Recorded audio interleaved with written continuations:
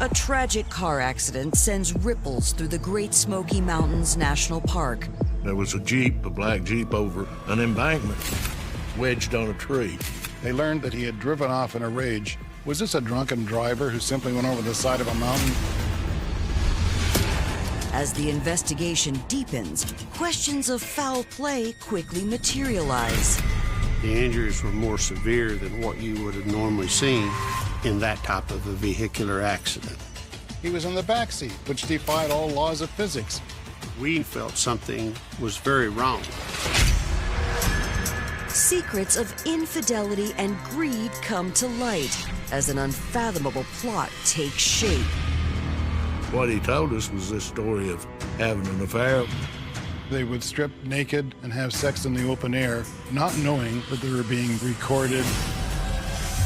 He is willing to fall on the sword for her.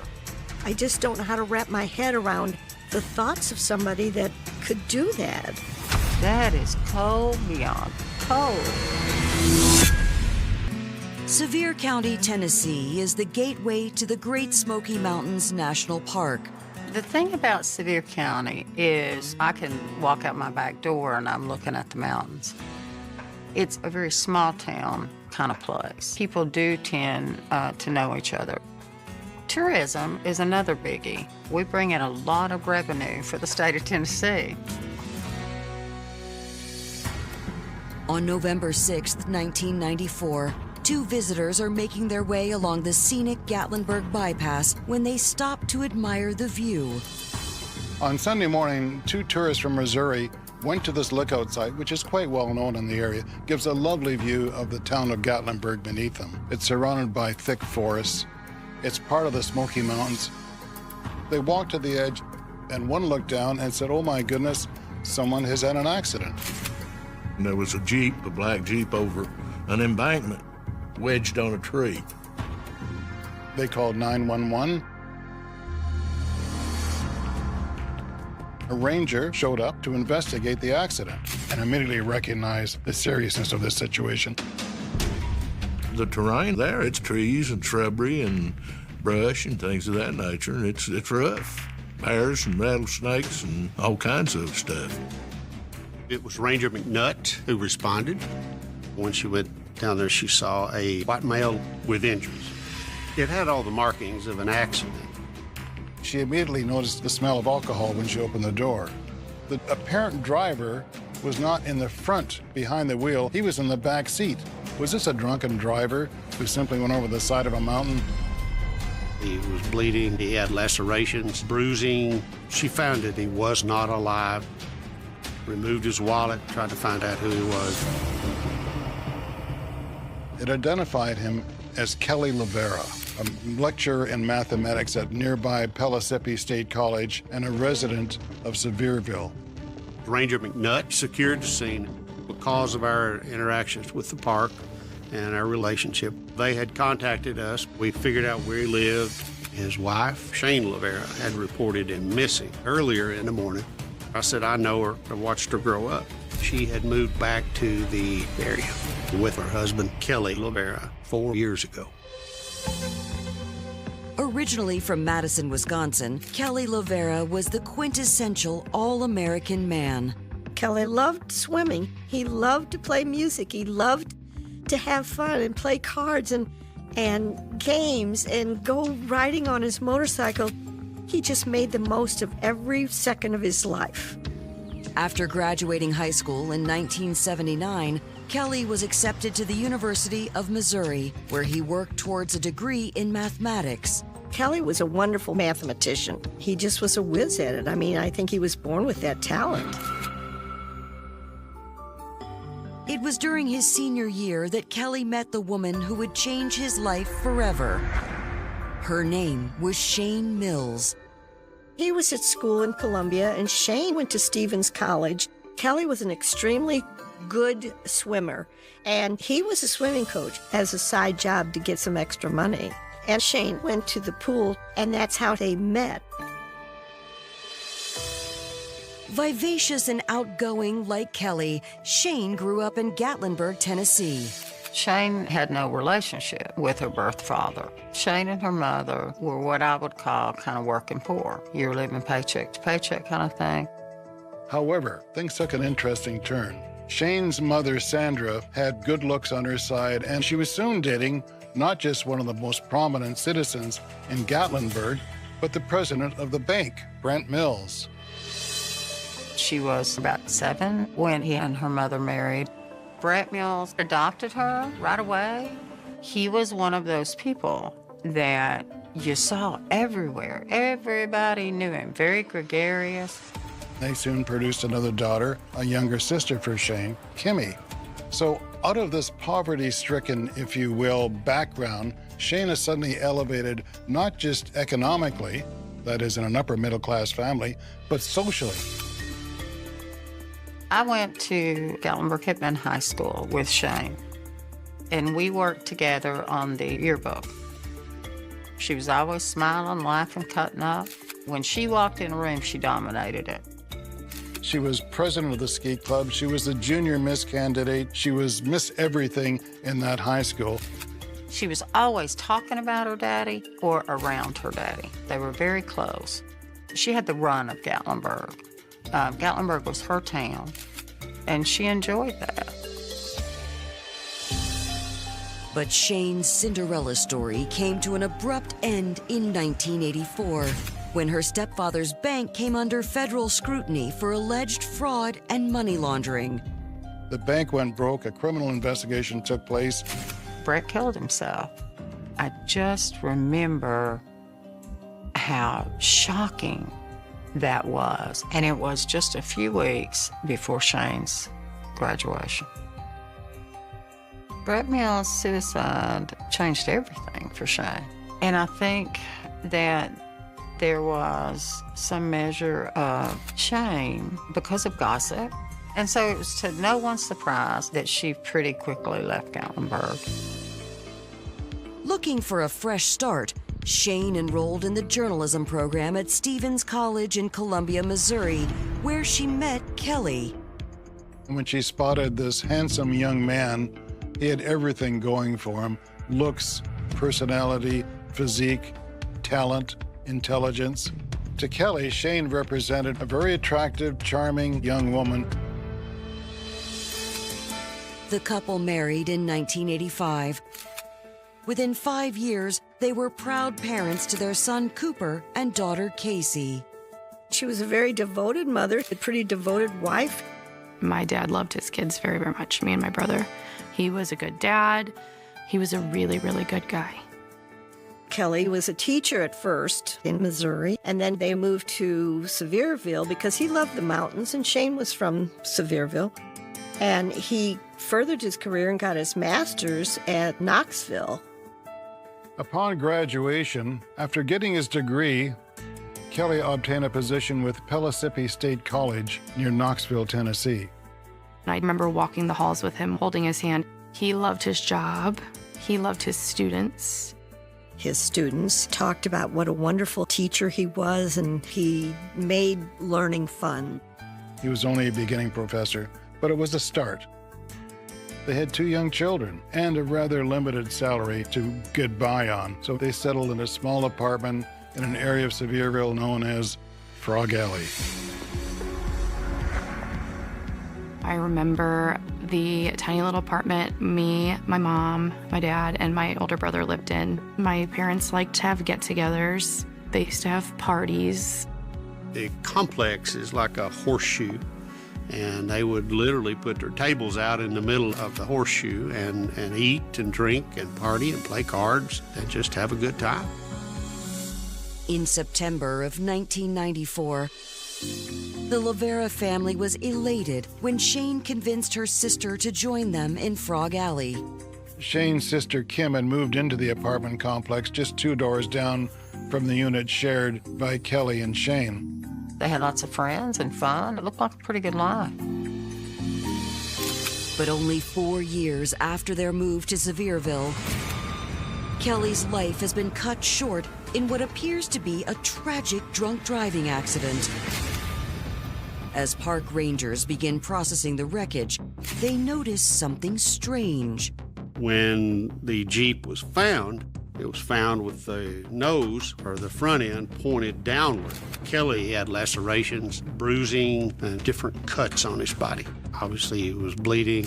The back of the Jeep was simply metal, but the blood trail was flowing in the wrong direction. Its front end up against a large tree, and leaking out the back of the Jeep is blood. Now, how does that happen? How does blood leak out the back end, the high end of a vehicle that's halfway down a mountain? Park rangers in Gatlinburg called me, and the Tennessee Bureau of Investigation said, we have a death. It is made to look like an accident, but we don't think it's an accident. Would you please come over here and look at it and see what you think? We felt that this man has been killed and put here. Coming up, new evidence throws the accident theory further into question. Kelly Lovera's blood alcohol level was below the legal limit of 0.08. You're looking at every possibility, and you're trying to eliminate them one by one. And rumors emerge as the investigation heats up. It was kind of common knowledge that he was sneaking around. That was shocking. Here she is once again in a position where there's a scandal following her.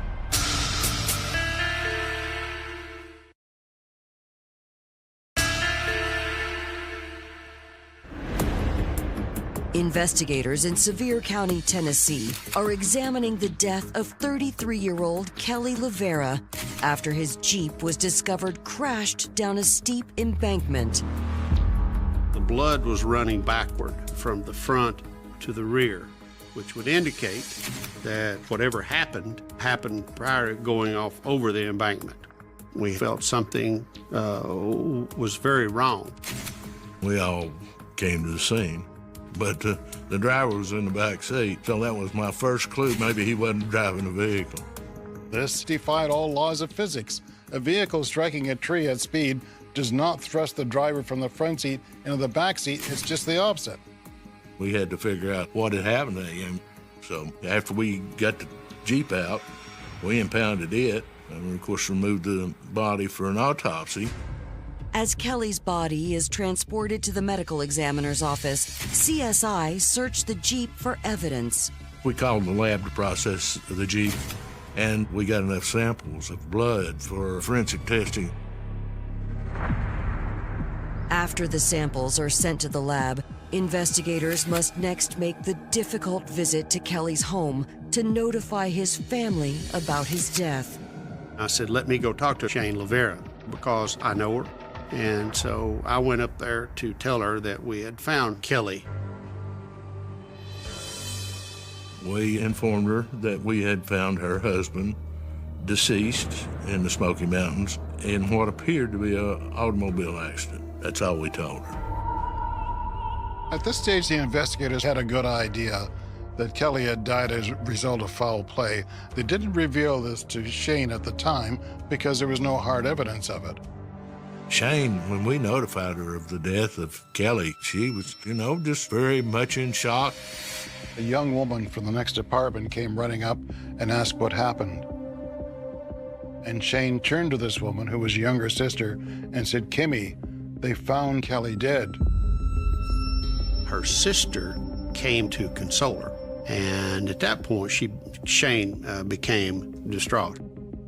I don't believe the children really understood what was happening.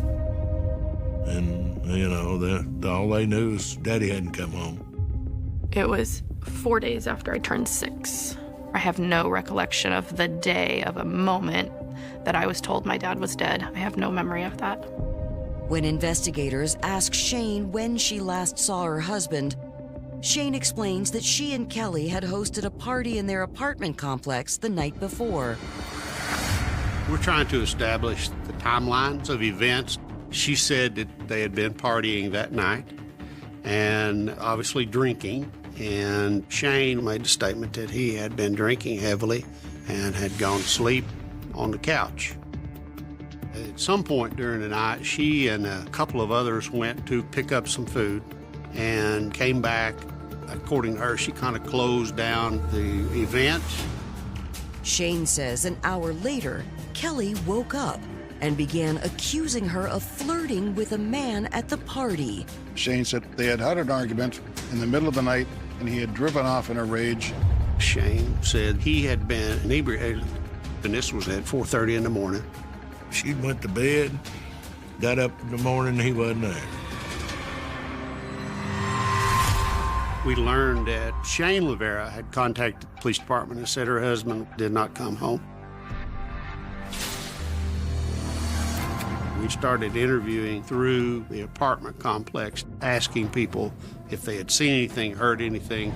We were trying to find out if anybody had seen the Jeep and or Kelly leaving at that time. Most of them said, no, we didn't hear anything, or we may have heard them partying. There was a water break very near the apartment that night. We went out and found the guys who were repairing the water leak, and they were out there digging in the street, and a man who worked for the city water department saw the Jeep leave. Now, they did not see who was in it, but they did see the Jeep leave, and this was early in the morning, like 4 or 5 o'clock. While investigators continue searching for witnesses, they receive the results of Kelly's autopsy. The medical examiner noted that Kelly Lovera's blood alcohol level was measured at 0.06, which was high enough to make it difficult, perhaps, for him to drive the car as effectively as he should, but was still slightly below the legal limit of 0.08. Per the autopsy report, the cause of death was blunt force trauma. The injuries were more severe than what you would have normally seen in that type of a vehicular accident. He had suffered severe lacerations and wounds to the head. It was a dozen or more strikes on his head. This is definitely not an accident. He had been beaten severely with a blunt object in the head, like someone had really took some type of iron or bat or club to him and just beat him senseless. It was an overkill. Somebody really wanted him dead because you can just feel that what happened to him was a personal thing because of what we gathered from the scene and looking at the body and getting a professional opinion from the pathologist. We felt that what happened to this man happened someplace else. His injuries were too severe. What happened did not occur in the Jeep. Now investigators must determine who had the motive to kill Kelly. Was this a crime of passion? Did he forget to pay somebody that he owed money? We don't know until we start eliminating those things. That's what we had to do. Later that evening, investigators receive a call from a local resident named Jim Burney. Jim Burney had called and said that he had some information about the actual incident. We learned that Jim Burney had been called early in the morning by Brett Ray to come pick him up in Gatlinburg. Brett Ray claimed to his friend that he had been at a party at a motel and been left there and needed a ride home.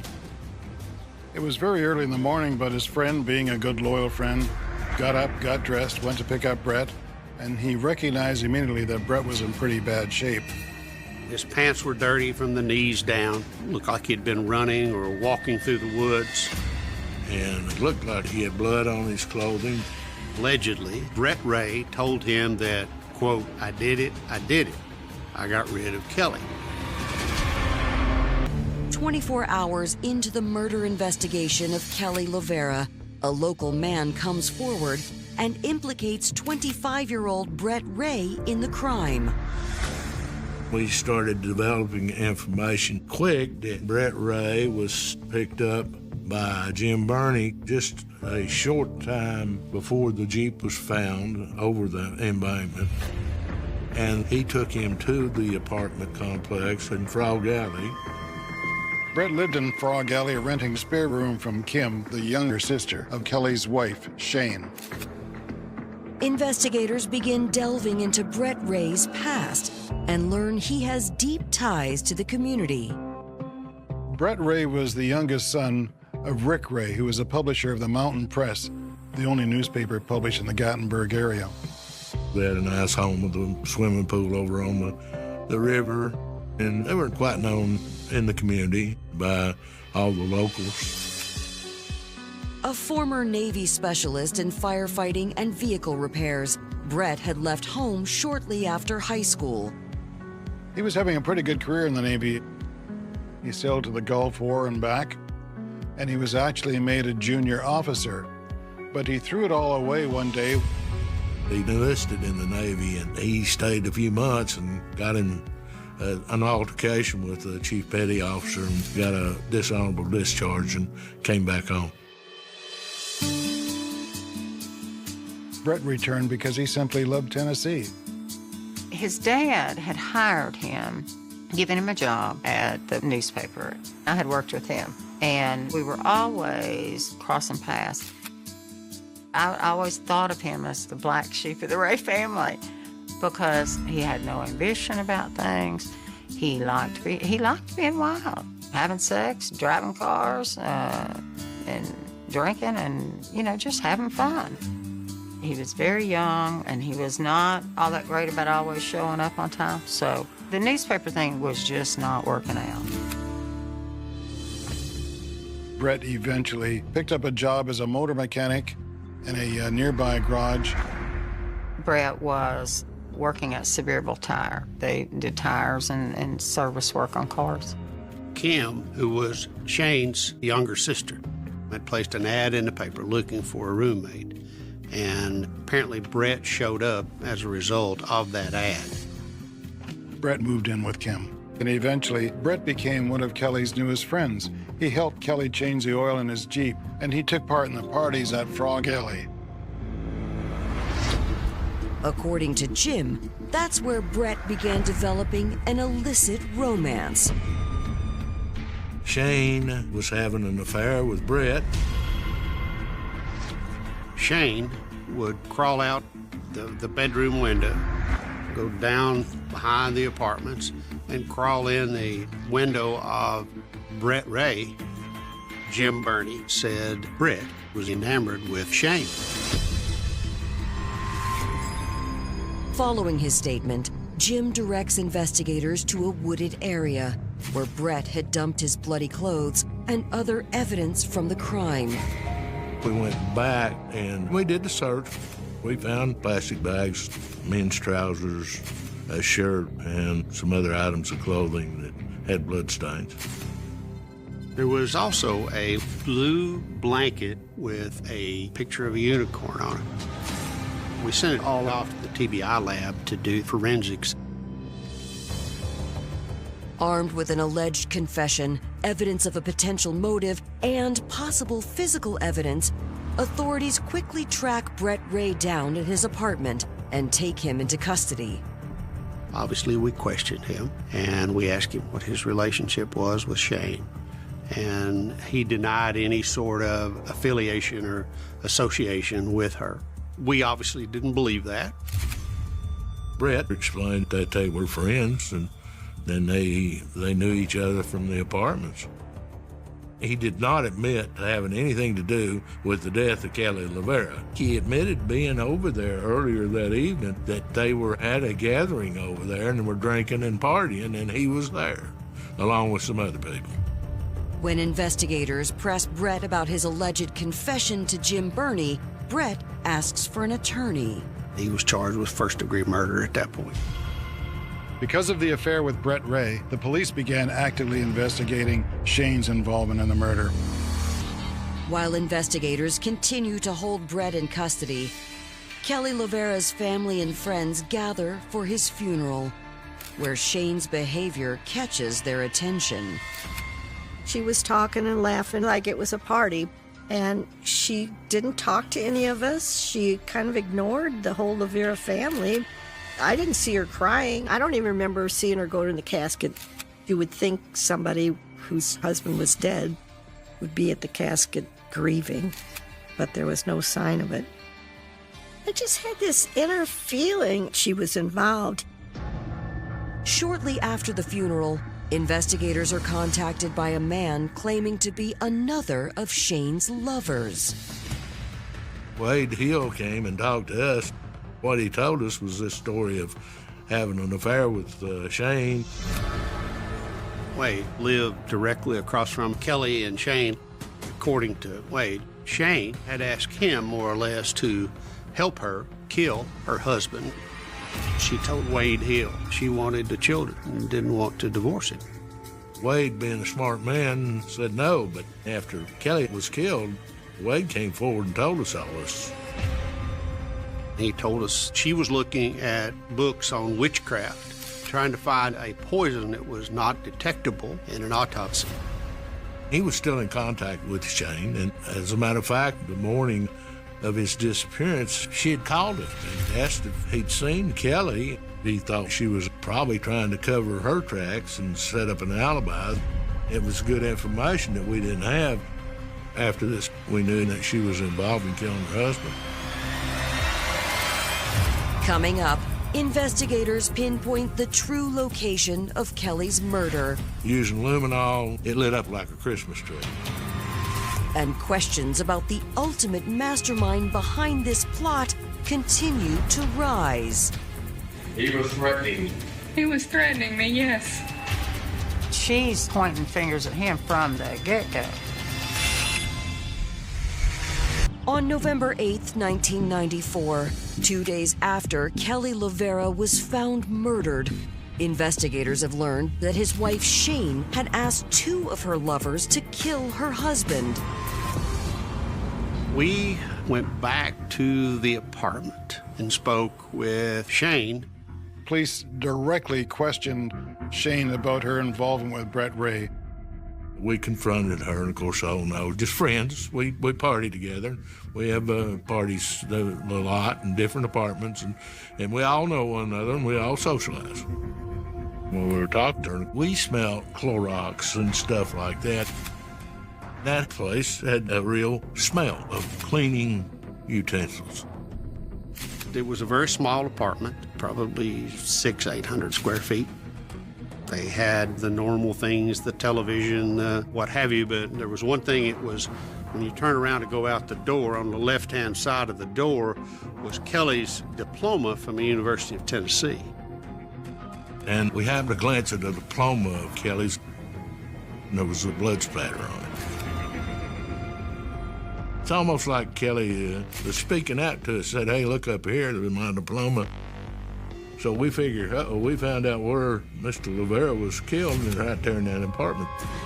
So at that point, we took everybody out of that house, because from all the evidence now pointing to that something had happened in that house, one of the patrons puts his hand on the couch and it's wet. He pulls his hand up and it's red with blood.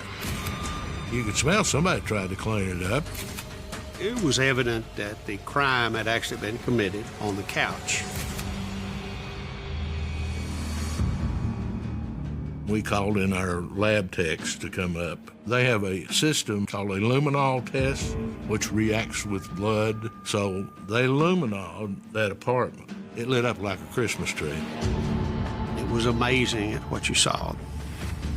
We went through all the rooms and even out back where we thought the path of travel was. Kelly Lovera was dragged out of the apartment, and you can actually see the drag pattern going from the couch through the living area, through the children's room, through a window, to an alleyway where the Jeep was parked. We didn't have DNA back then. We had to type the blood. The blood was his blood type. So we put it all together and we presented it to the grand jury, and they indicted Brett Ray and Shayne Lovera for first-degree murder. On December 13th, the Tennessee Bureau of Investigation arrests Shayne Lovera for the murder of her husband, Kelly Lovera. During questioning, Shayne refuses to cooperate. She wasn't admitting to anything. She lawyered up pretty quick. I was already hearing enough to make me think that she might well have been involved. And I'll tell you, that was shocking. Here she is once again in a position where there's a scandal following her. I just don't know how to wrap my head around the thoughts of somebody that could do that. If you don't love somebody, just get a divorce. Following their arrests, both Shayne and Brett post bail and are released on bond, while investigators continue building their case against them.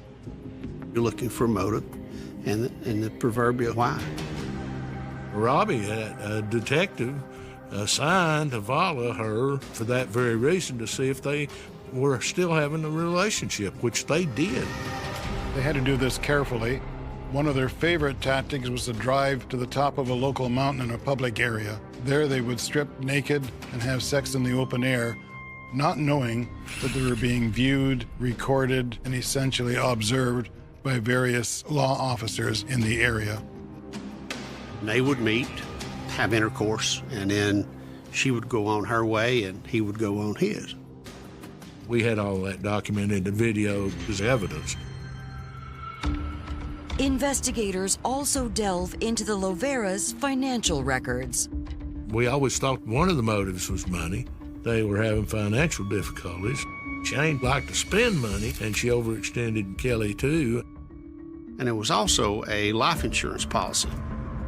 We gathered later on that Shayne had called Pellissippi State and asked how much insurance that Kelly had on him. Kelly's life insurance was basically for only $30,000, although it paid double if his death was the result of an accident. And in '94, that was quite a bit of money. If she inherited some money from an accidental death, she probably would have been able to recover what she owed and get out of her current situation. When investigators receive the results of the forensic testing from the items recovered in the woods, their case is seemingly solidified. All the blood testing, from the blanket, the clothing, etc., went back to the victim. The unicorn blanket came from Shayne and Kelly's home. That was missing from the house, found near the scene. We always thought that they might have wrapped him in that blanket to get him outside. Also, they found Brett Ray's blood type in the Jeep, which was another nail in the coffin. Investigators feel confident they have a strong case as they head to trial. But on January 22nd, 1996, 13 months after Brett was released on bond, authorities received word that his bondsman is unable to locate him. He was to report to his bail bondsman, who had put up the $50,000 bail. The bondsman realized he had a runner, told the police, and then went looking for Brett Ray.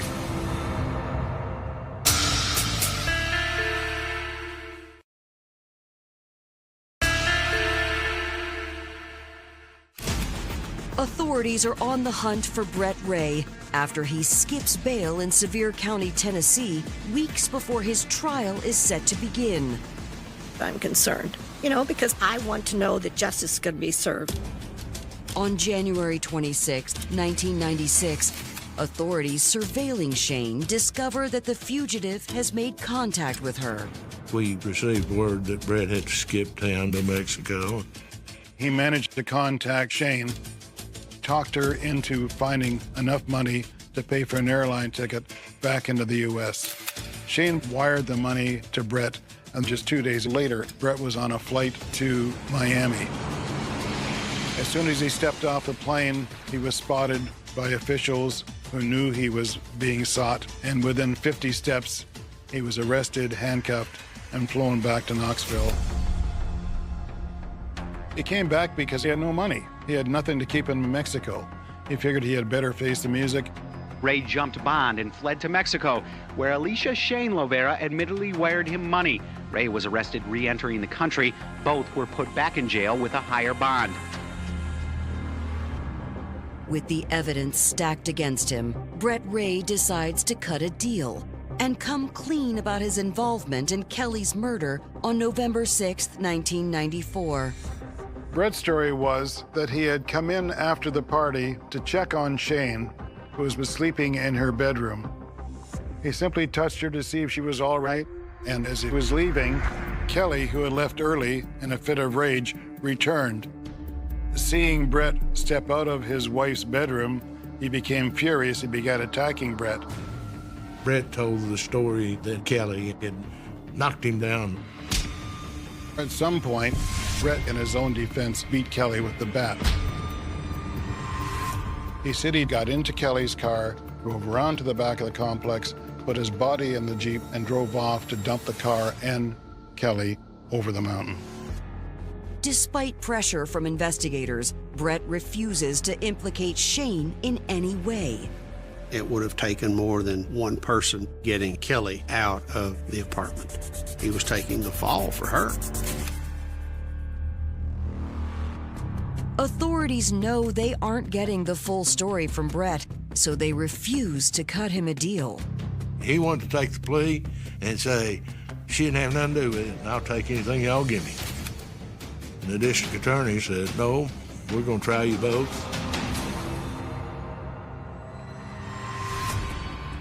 Through the evidence that we collected, I believe Kelly Lovera was asleep on the couch. Brett Ray comes in with a ball bat and starts beating him around the head.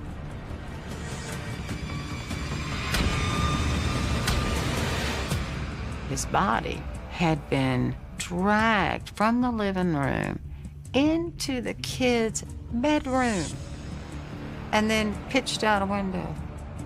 I don't care if the kids are asleep. That is cold beyond cold.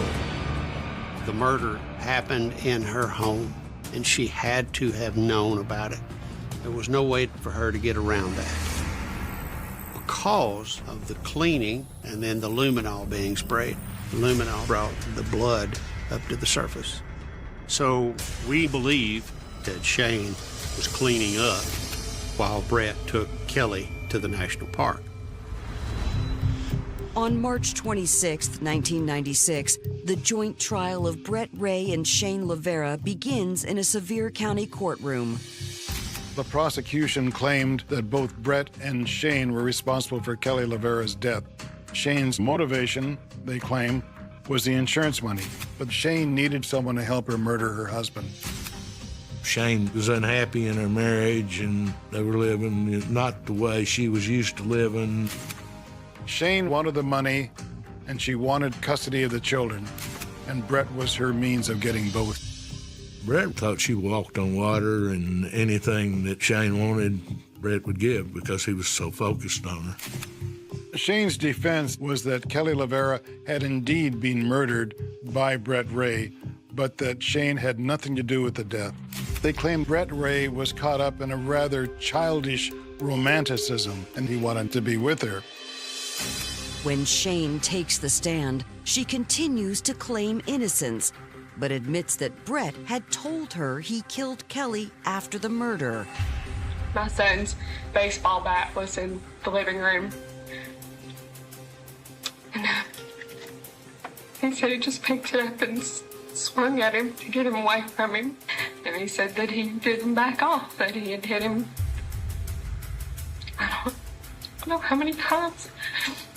And then he finally fell back onto the couch. Shayne's defense was that she was asleep and had no idea that crazy Brett was going to go and kill her husband. It was very apparent that if her lips were moving, she was lying.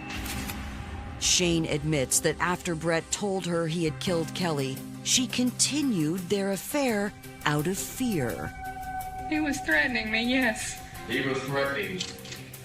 And so he was threatening you, so you had planned on his birthday to fix him pina coladas and give him a bubble bath. Those were not my plans, those were his. She was not aware, of course, that they had been recorded having sex while out on bond. When it's their turn, Brett's defense team chooses not to call any witnesses. Brett's attorney had made the statement that his client did not want to present any sort of defense in this particular case. Brett is willing to fall on the sword for her. He's going to take the blame, and she's pointing fingers at him from the get-go. After only a 2-day trial, the jury retires to deliberate. It only takes an hour and a half before they reach their verdicts. The jury came back very quickly, and they found both of them guilty of first-degree murder. And that meant they were staring down the barrel of life without parole. After the jury's already ruled, Shayne and Brett changed their plea to guilty. What they were bartering for was life with the possibility of parole. The sentence that they both got was life with the possibility of parole at 25 years.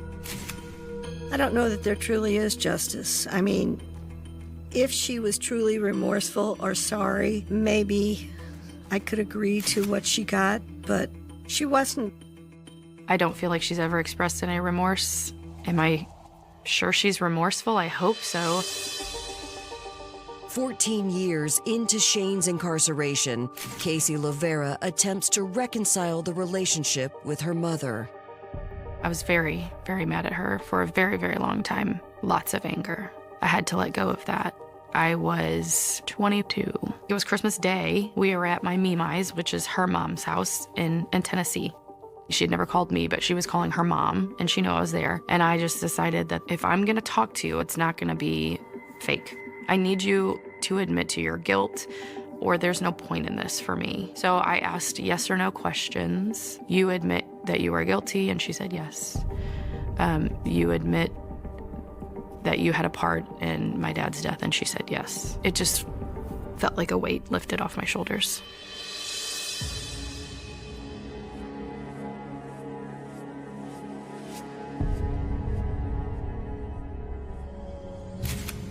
After serving 25 years, Shayne Lovera is granted parole and released from prison in January 2022.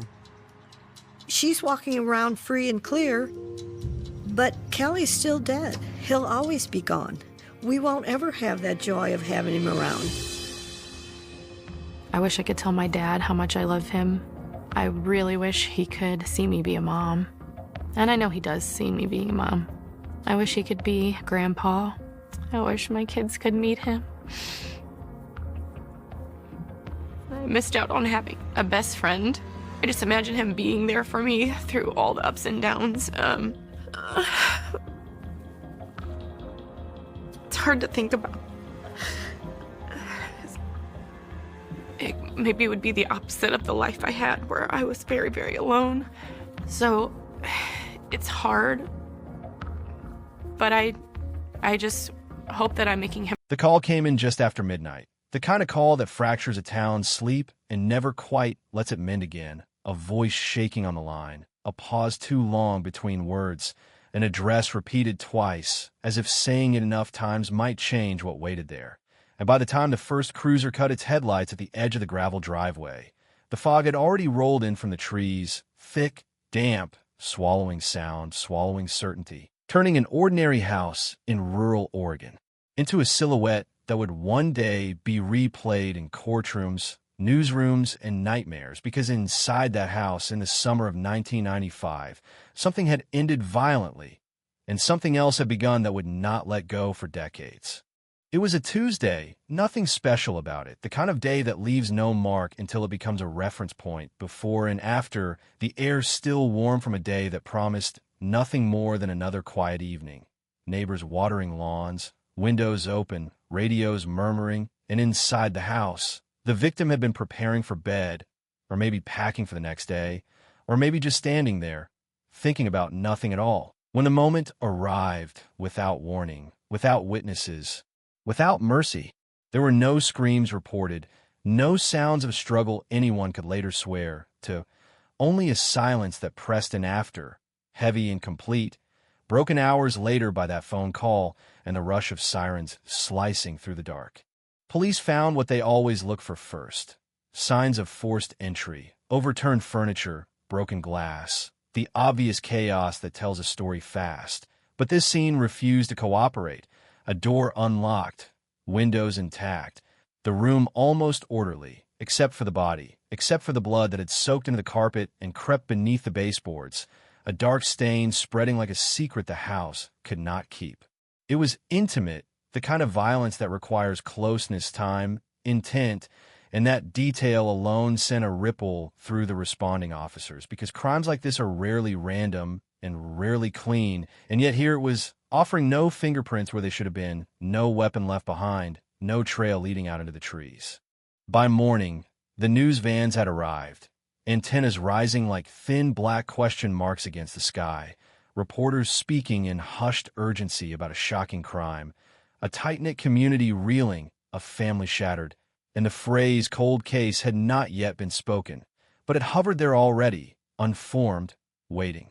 Detectives worked the scene again and again, measuring, photographing, bagging fibers, lifting what they could, but 1995 was a different era. DNA analysis slow and limited, databases small, hope fragile, and while evidence was collected, labeled, stored, it did not yet have a voice.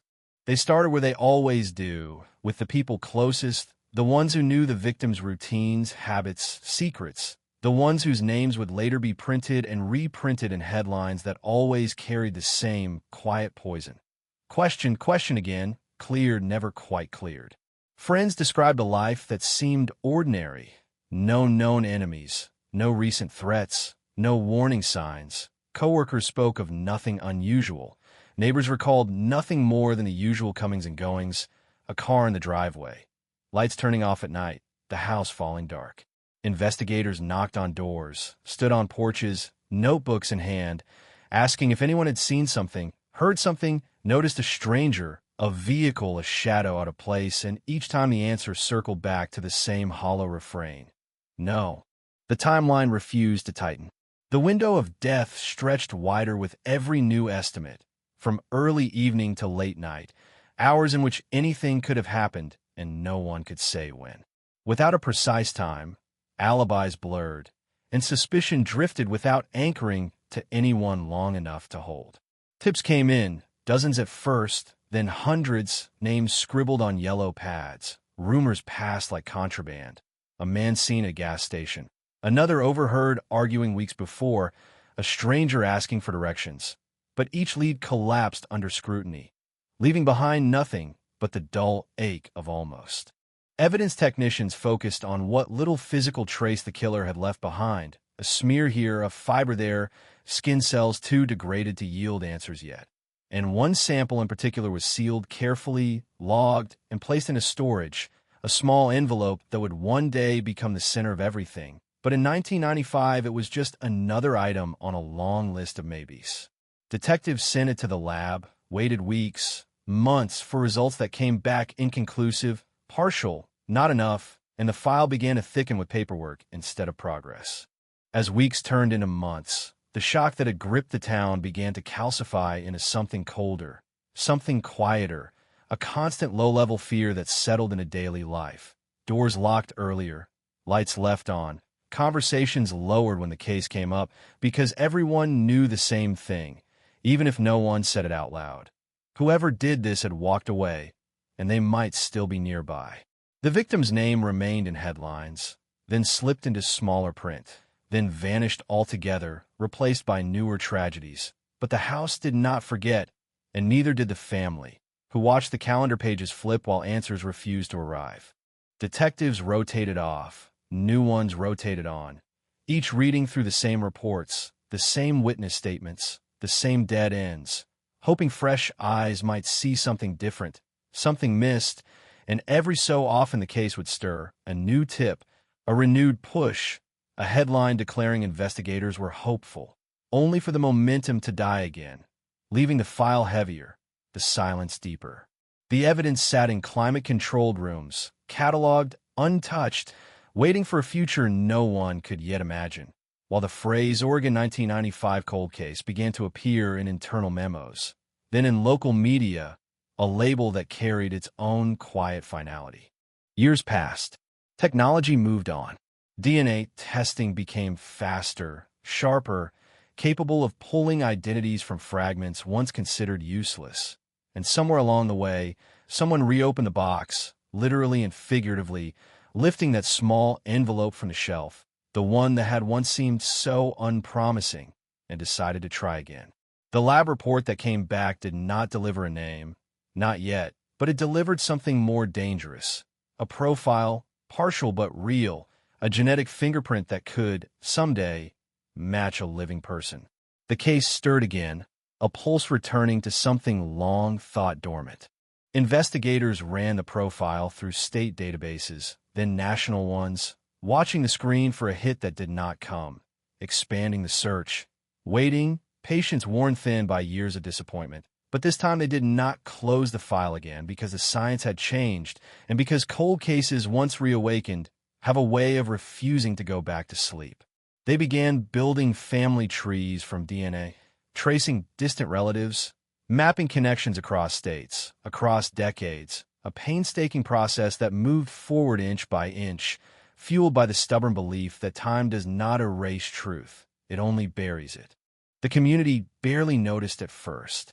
There were no press conferences, no flashing lights, just quiet work happening behind the scenes, detectives leaning over monitors late at night, coffee gone cold, lines drawn between names that meant nothing yet. But slowly, almost imperceptibly, the fog that had settled over the case began to thin. A surname surfaced, then another, a branch of the tree bending toward Oregon, toward the mid-1990s, toward someone who had been in the right place at the right time, or the wrong place at the wrong time, depending on how you looked at it. Still, nothing was certain. Cold cases teach restraint, because every apparent breakthrough carries the memory of past failures.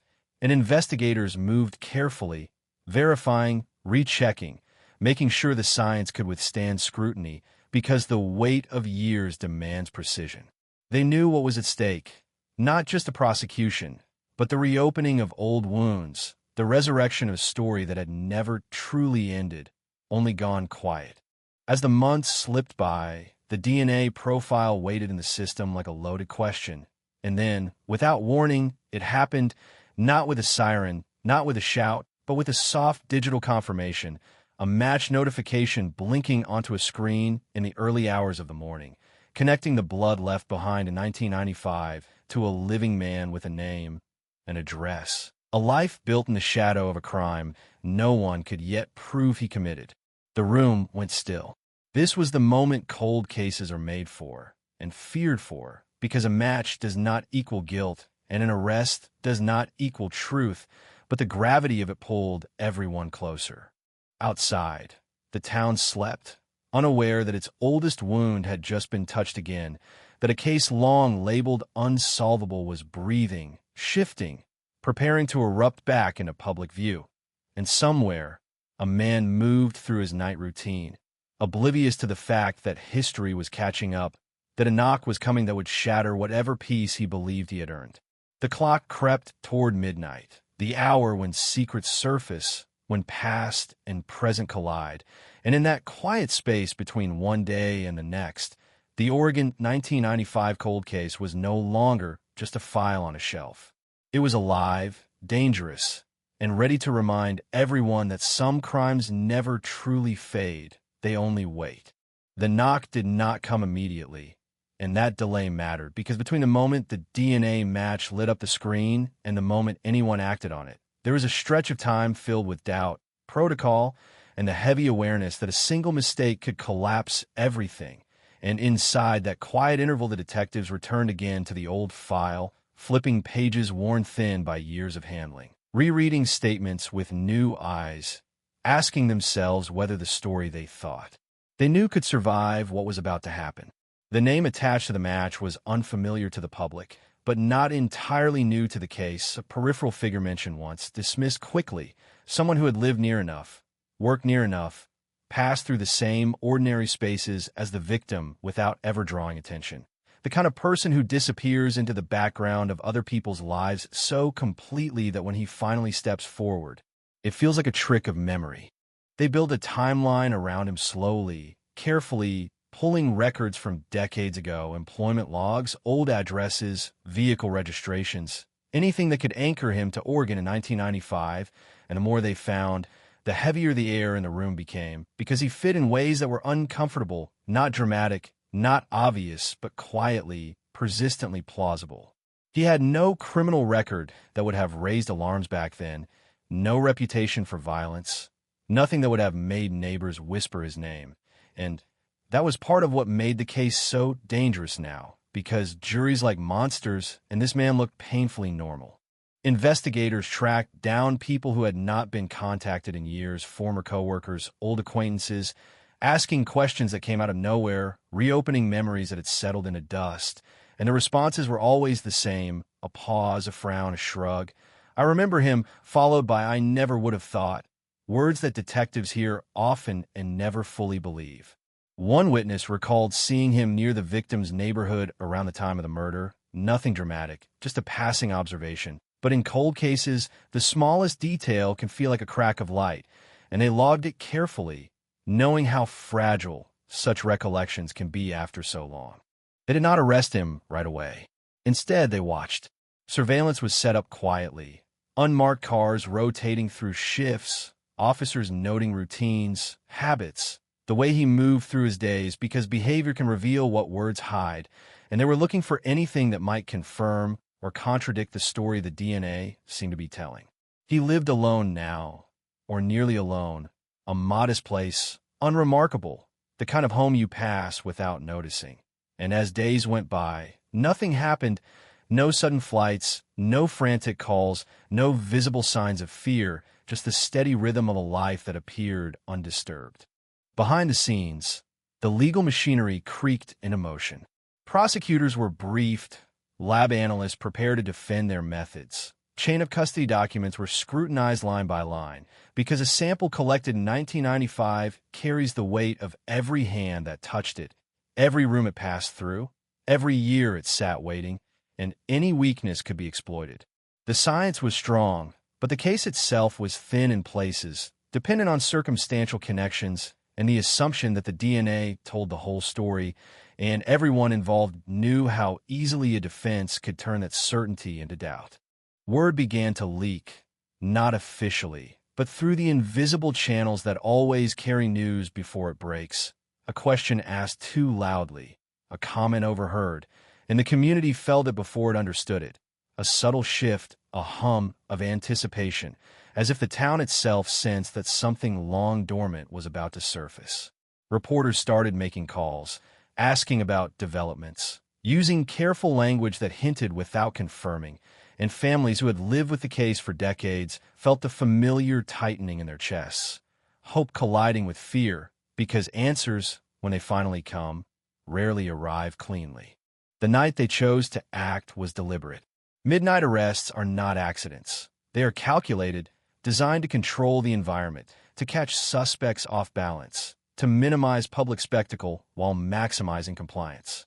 Officers gathered quietly, briefing done in low voices, the warrant folded and refolded in a pocket, and when they approached the house, they did so without sirens, without shouting, the darkness doing half the work for them.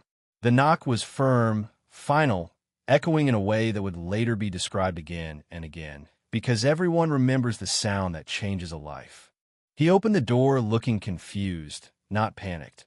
And for a moment, there was nothing dramatic about it at all. Just a man in the doorway, officers on the porch, words exchanged that felt unreal in their calmness, until the phrase, "You're under arrest," cut through, sharp and irrevocable, and the past slammed into the present with enough force to leave no room for denial.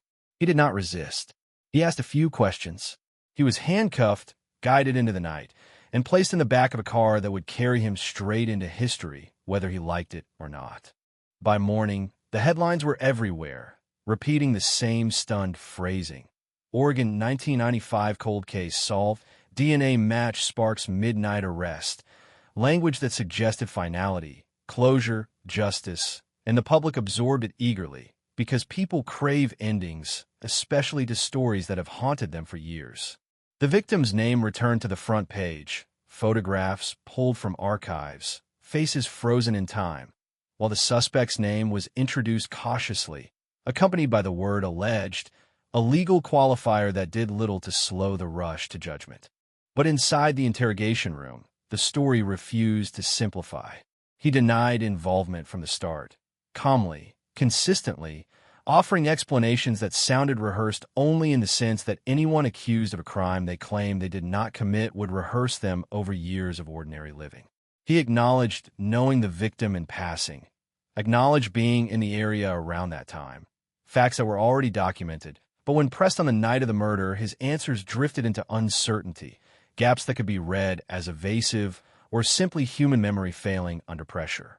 Detectives laid out the DNA evidence, explaining what it meant, how it connected him to the scene, and watched his reactions closely, looking for cracks for the involuntary signals that might betray guilt. But what they saw was something more complicated, a mix of anger, disbelief, and a kind of weary resignation, as if he understood that science, once it speaks, is difficult to argue with, even when you believe it is wrong. He suggested contamination. He suggested coincidence. He suggested that someone else could have been involved, someone whose DNA had never been collected. And while these claims sounded convenient, they were not impossible, and that fact gnawed at everyone in the room. As news coverage intensified, so did scrutiny. Defense attorneys stepped in, experts were hired, and suddenly the DNA that had seemed so decisive was being questioned from every angle. Lab procedures from the 1990s re-examined, storage conditions debated, the possibility of secondary transfer raised, turning certainty into a series of questions that no headline could answer.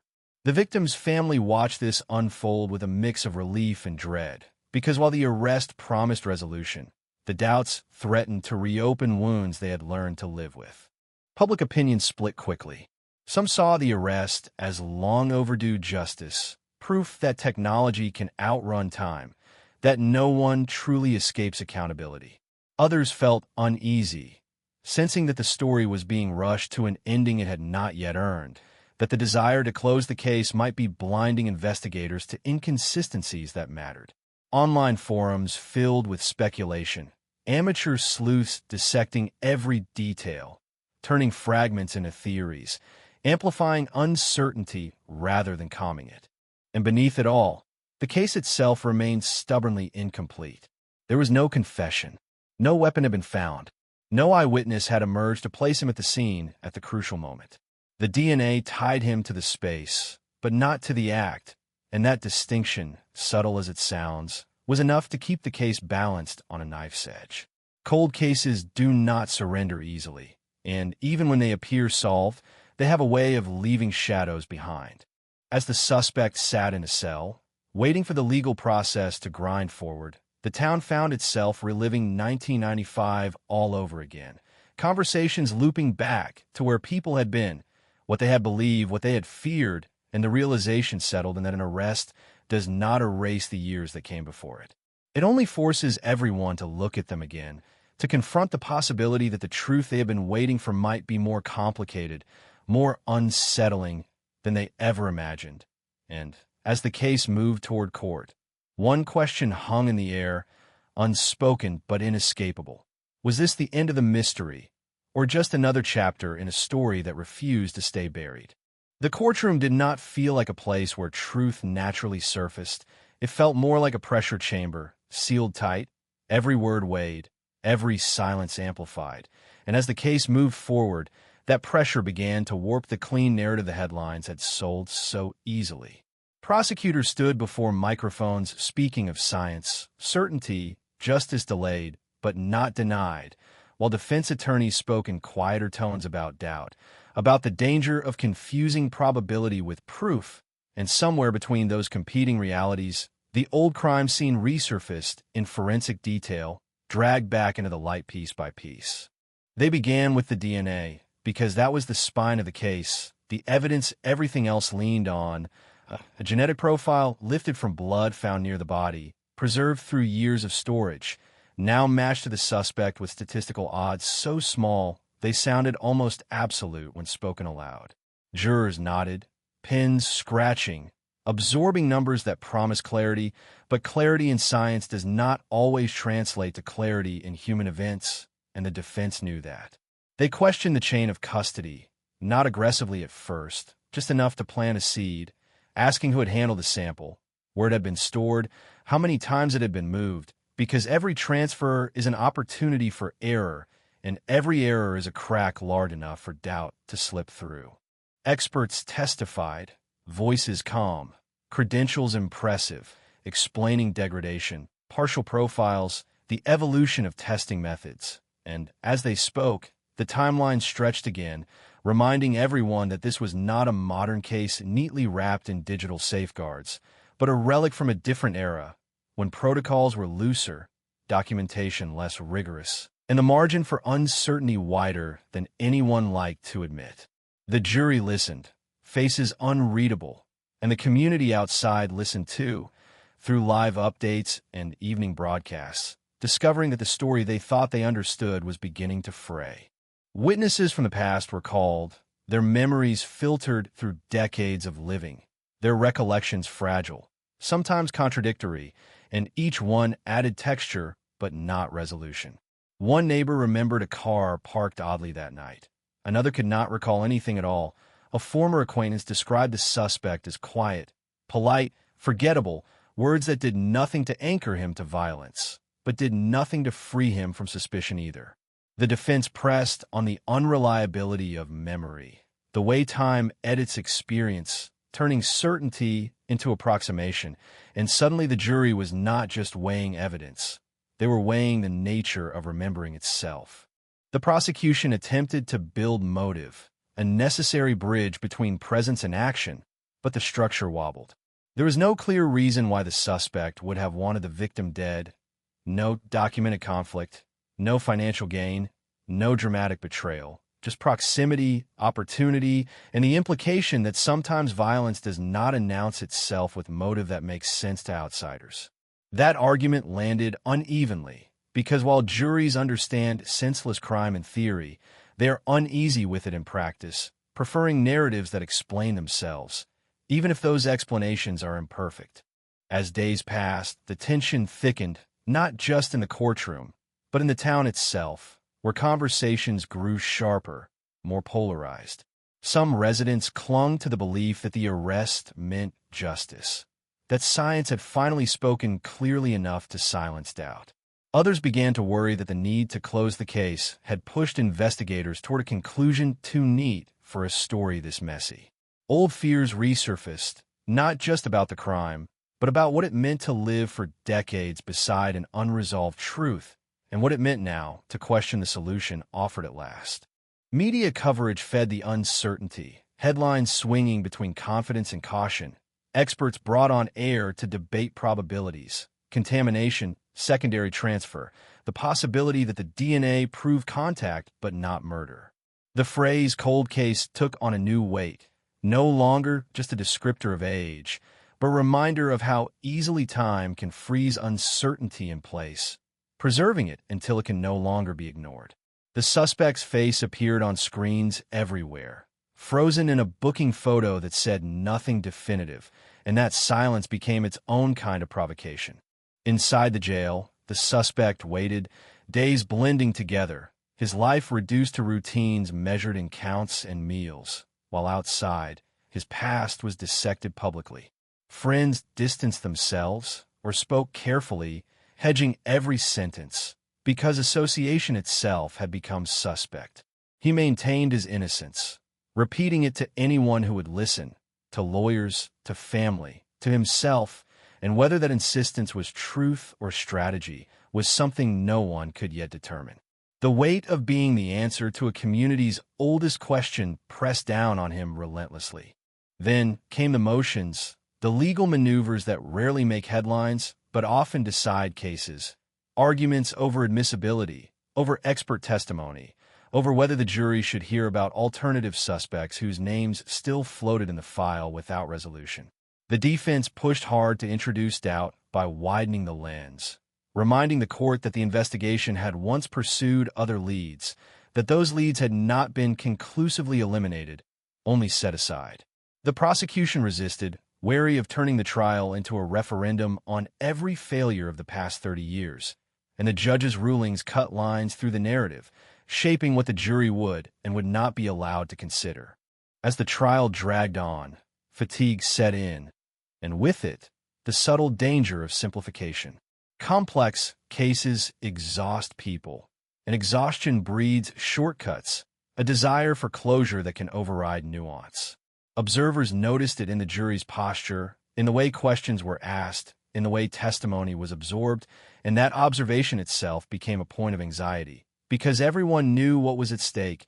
not just for the defendant or the victim's family, but for the idea that cold cases can be solved without sacrificing fairness.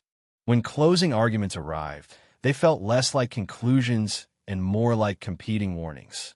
The prosecution urged trust in science, in the improbability of coincidence, in the notion that time does not change facts, only our ability to see them. The defense urged caution, reminding jurors that the burden of proof had not aged with the case, that reasonable doubt does not erode over years, and that the absence of alternative explanations does not create guilt. The room was silent as those final words settled, because both sides had spoken to a fear the jury now shared, the fear of being wrong. Deliberations began behind closed doors, and outside, the wait became its own ordeal. Reporters speculated, families paced, the town held its breath, and hours stretched into days without a verdict, each passing moment suggesting division, uncertainty, the possibility that the case would not resolve as cleanly as anyone had hoped. When the jury finally returned, the tension was palpable, the air tight enough to feel. And as the foreperson stood, the outcome carried less triumph than weight, because whatever they said next would not end the story, only redirect it. The verdict did not deliver the clarity people had been promised. It answered some questions and left others gaping, sparking immediate reactions that ranged from relief to outrage, from tears to disbelief. And in the aftermath, the phrase cold case solved began to sound premature, even hollow. Appeals were announced almost immediately. Experts continued to argue on television, and the case slipped into a new phase, one less visible but no less intense, where truth was filtered through transcripts and filings instead of testimony and tears. For the victim's family, the result was a strange, unfinished thing, a legal outcome that did not align neatly with emotional closure, because closure, they discovered, is not a switch that flips when a verdict is read. It is a process uneven, fragile, easily disrupted by lingering doubt. For the community, the trial reopened questions they had hoped to bury about how well they knew their neighbors, about how justice functions over long stretches of time, about whether some wounds ever fully heal. And for the case itself, the Oregon 1995 cold case, the trial marked not an ending, but a transformation. It was no longer just an unsolved mystery gathering dust, nor a triumphant example of justice catching up at last. It was something more ambiguous, more troubling, a story that resisted simple classification, reminding everyone that when the past resurfaces, it does not always bring answers. Sometimes it brings sharper questions, and as those questions echoed beyond the courtroom walls, one truth became impossible to ignore. Whatever the legal system decided, the shadow of that night in 1995 was still very much alive. After the verdict, the town tried to move forward, but movement is not the same as progress, and what followed felt more like circling. The same questions revisited with new language, the same unease repackaged as debate. Appeals were filed quietly at first, dense documents thick with legal language, arguments about evidentiary standards and expert testimony, about whether the jury had been asked to shoulder too much uncertainty and call it certainty. The case retreated from the spotlight, but did not disappear, slipping into that liminal space where justice is neither complete nor undone, only suspended. Inside appellate briefs, the DNA was dissected again, not as a dramatic revelation, but as a technical construct, its assumptions laid bare, its limitations cataloged. Defense experts argued that partial profiles are not anchors but suggestions, that probabilistic language can harden into false confidence when repeated often enough, and that the original collection methods from 1995 could not be retroactively purified by modern analysis. Prosecutors responded with equal precision, insisting that the science was sound, that contamination theories were speculative, that the passage of time did not negate the fact of a match. The arguments were clinical, detached, and yet beneath them pulsed the same raw question the town had lived with for decades. Who did this? The appeals court did not offer comfort. Its timelines were long, its decisions slow, and in that waiting, the case seeped back into everyday conversation. People argued in grocery store aisles, on radio call-in shows, at kitchen tables late at night.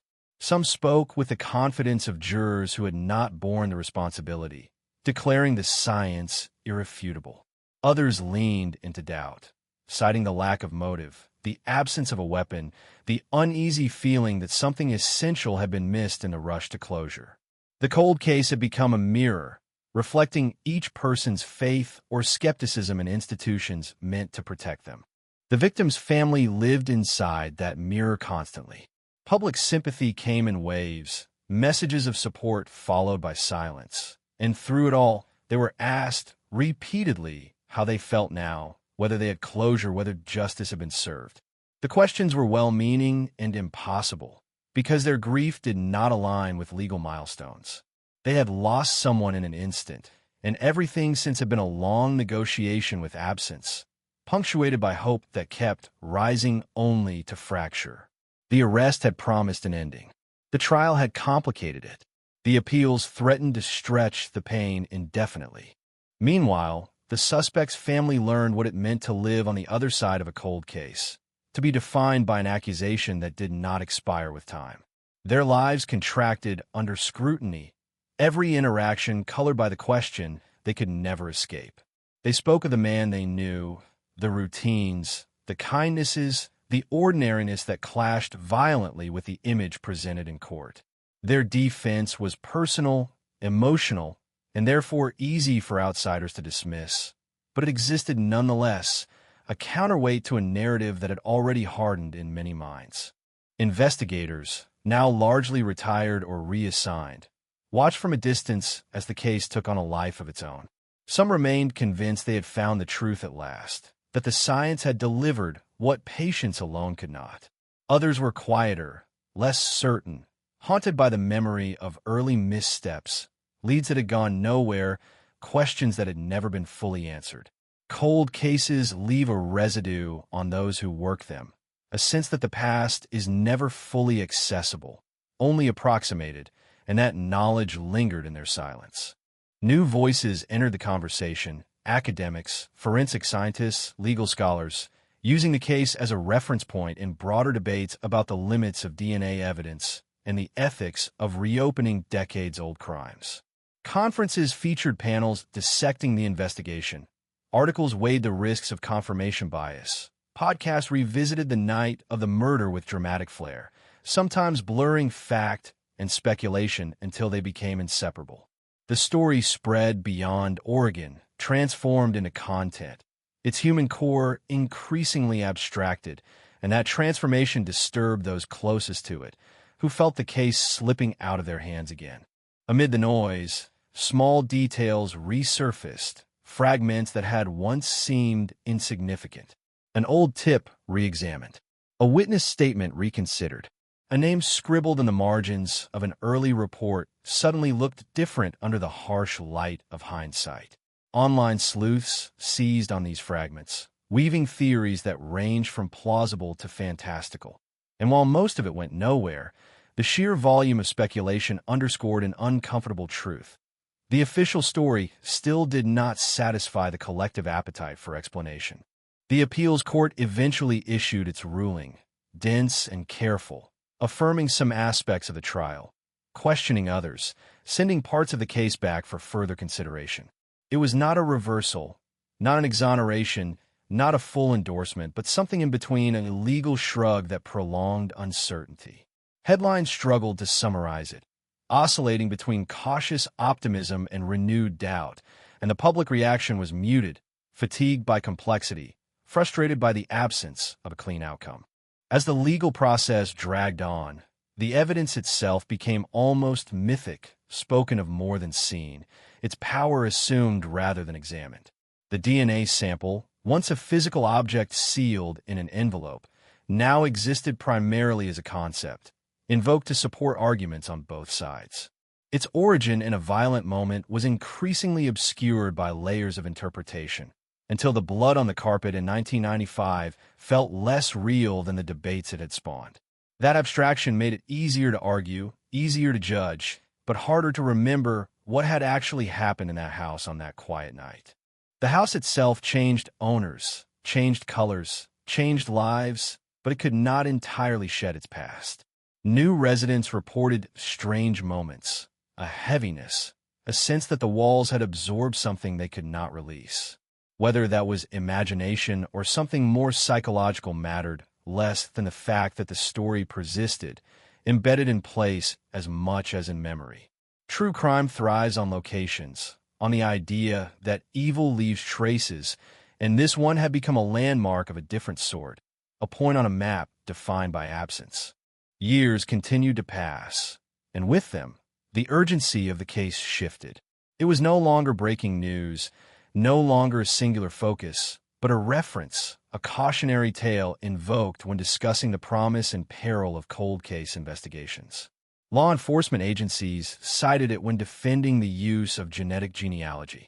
Defense attorneys cited it when warning about over-reliance on partial matches. The victim's name became shorthand for unresolved justice, a symbol stripped of individuality by repetition, and that loss troubled those who remembered the person behind the case file. Through it all, one fact remained unchanged. There was still no moment, no piece of evidence, no testimony that could be pointed to as the undeniable truth of what happened. The narrative was assembled from probabilities, inferences, and the hope that enough of them, aligned correctly, could approximate certainty. But approximation is not the same as knowing, and the difference between those two states haunted everyone connected to the case. In late-night conversations, when defenses dropped and certainty felt less necessary, people admitted what they rarely said aloud, that they were afraid of the answer either way. Afraid that an innocent man might be paying for a crime he did not commit. Afraid that the real killer might never be named. Afraid that justice, once delayed long enough, becomes something else entirely, a compromise between what can be proven and what must be believed. Those fears coexisted, contradictory but sincere, and the case provided no relief from them. The Oregon 1995 cold case had begun as a brutal interruption of ordinary life, and decades later, it remained an interruption, a recurring disturbance that refused to settle into the past. Each legal filing, each article, each whispered theory pulled it forward again, reminding everyone that time does not resolve violence. It only layers it. The midnight arrest had promised a reckoning. The trial had offered a verdict. The appeals had reopened doubt. And now, as the case hovered in this uneasy middle ground, one realization grew unavoidable. The story was not finished, and it might never be, because some mysteries, once exposed to light, do not dissolve. They deepen, leaving behind not answers, but a permanent echo of the question that started it all. Time did what it always does to unresolved violence. It stretched it thin, spread it across calendars and generations, until the case was no longer something that happened, but something that hovered, an atmosphere rather than an event. By the time Part 5 of the story was being written in real life, the Oregon 1995 cold case had become less about the night itself and more about what that night had done to everyone who touched it. The appeal process crawled forward, slow and technical, while outside the courtroom the story kept mutating, shaped by rumor, commentary, and the uncomfortable human need to make sense of things that resist sense. The defendant sat through hearings with the same restrained stillness that had marked the trial, his face now familiar to the public in a way that felt invasive, every expression parsed for meaning. He had aged in custody, the years carving sharper lines into features once described as forgettable, and that aging itself became part of the narrative. Evidence to some that time had finally caught up with him, proof to others that time had claimed another life without delivering truth. His lawyer spoke increasingly about systemic risk, about what happens when cold cases are revived in an era hungry for resolution, when science becomes a symbol instead of a tool. They brought forward new experts, voices that spoke carefully about probability thresholds and lab variants, about how partial DNA profiles gain authority through repetition rather than expansion. These were not explosive revelations. They were incremental, technical, the kind of testimony that rarely changes minds on its own. But together, they added weight to an argument that had been building quietly since the arrest, that certainty had been constructed, not discovered.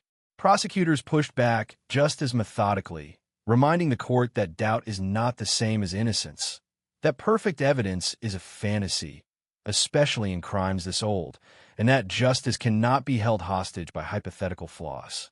Outside the legal system, the story was being told again and again and again, each time with slight distortions.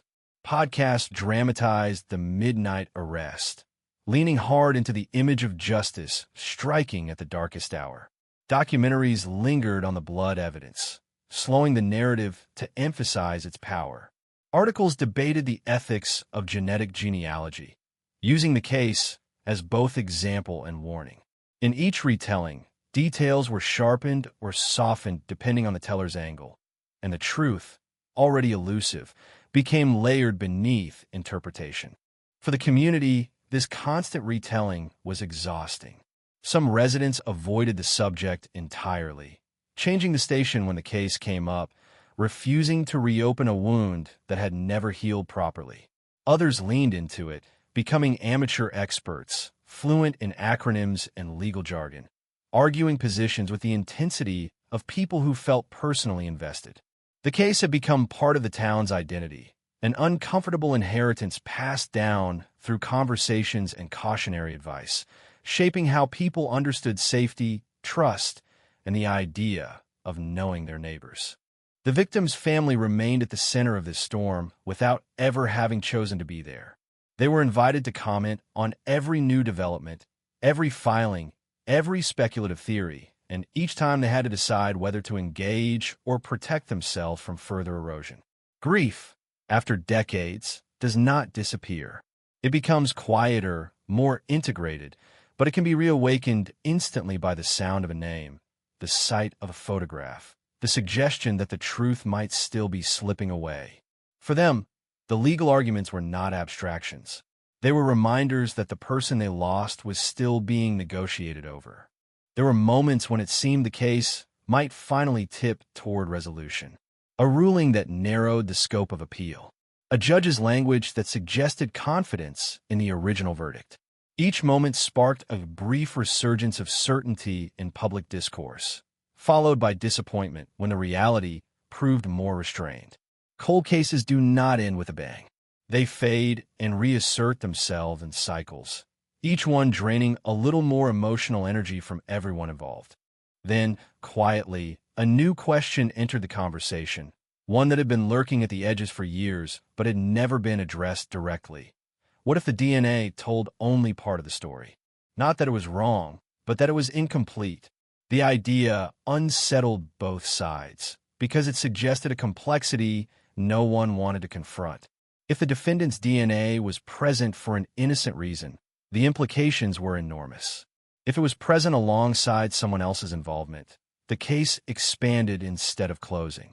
And if it was present because of contamination or transfer, the foundation of the prosecution weakened dangerously. None of these possibilities offered comfort. Investigators revisiting the file acknowledged, privately, that early assumptions had guided later decisions more than they liked to admit.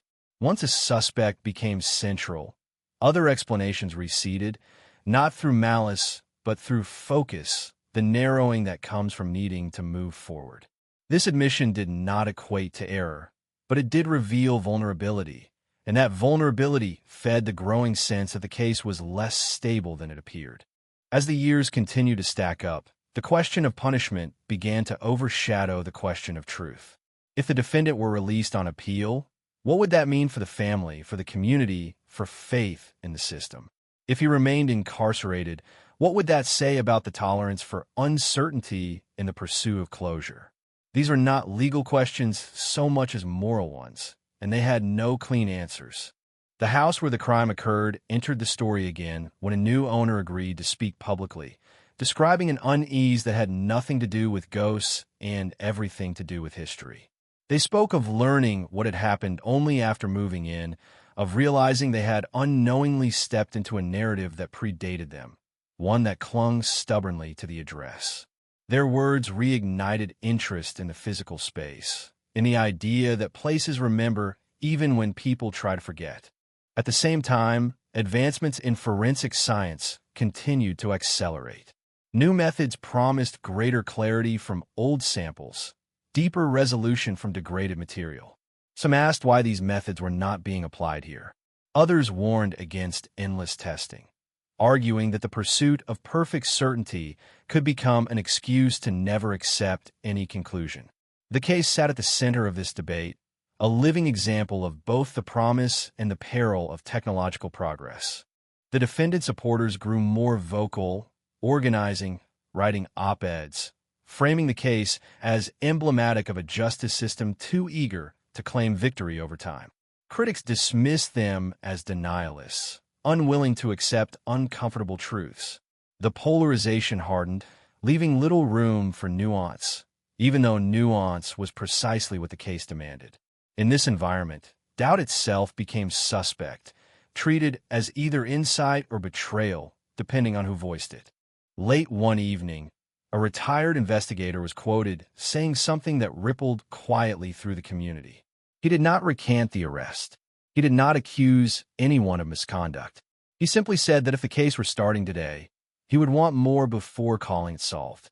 The comment was brief, easily overlooked, but it captured what many had been feeling without articulating, that the label applied so confidently in the headline might have outpaced the reality beneath it.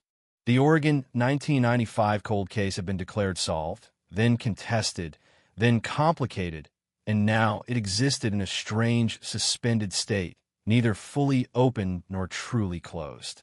It lived in courtrooms and classrooms, in podcasts and private doubts, in the quiet moments when people wondered what they would want if it were their family, their life, their unanswered night. As time moved on, the sharpness of outrage dulled, replaced by a slower, more persistent unease, the kind that does not demand immediate resolution but refuses to disappear, the kind that resurfaces in the early hours, when certainty feels thinner and questions feel heavier. The midnight arrest had promised a reckoning with the past. Instead, it had revealed how fragile reckoning can be when it arrives decades late. And so the story continued, not with clarity, but with accumulation. More documents, more opinions, more years. The crime itself remained fixed in 1995, a moment of irreversible violence, while everything around it shifted and stretched. Justice hovered close, but never quite landed. And in that unresolved space, the cold case did what it had always done best. It endured, resisting conclusion, reminding everyone that some truths do not surface cleanly, no matter how long you wait. And some answers, once delayed long enough, begin to change shape, leaving behind not closure, but a lingering, inescapable doubt that settles into the collective memory and refuses to let go. By the time the case entered its third decade of legal afterlife, it no longer moved in straight lines. It drifted, resurfaced, stalled, then surged again in ways that felt almost organic, as if the unresolved nature of the crime itself dictated the rhythm. Court calendars shifted, judges rotated, legal language evolved, and still, the Oregon 1995 cold case refused to settle into anything resembling finality. What had once been a single violent night had expanded into a living argument about memory, science, and the limits of certainty. A new hearing was scheduled, then postponed, then rescheduled again, and each delay fed the same quiet frustration. The defense framed the postponements as evidence of fragility, arguing that if the case were truly solid, it would not require such careful handling. Prosecutors countered that complexity was not weakness, that cases built on decades-old evidence demand patience, not haste. Both sides spoke as if time were on their side, even as time continued to erode confidence in every direction. In the background, something else was happening, less visible but no less consequential. Younger attorneys, analysts, and journalists began encountering the case not as a lived experience, but as a historical artifact. They read transcripts instead of remembering headlines. They studied lab reports without the emotional context of the original shock. For them, the case was data, a puzzle to be solved intellectually, not emotionally. That distance brought clarity in some areas and blindness in others, because while they questioned assumptions more freely, they sometimes underestimated the human cost embedded in every line of text. The defense pushed for expanded testing, citing advancements that had emerged since the trial. They argued that newer methods could either strengthen the prosecution's claims or expose weaknesses that had previously gone undetected.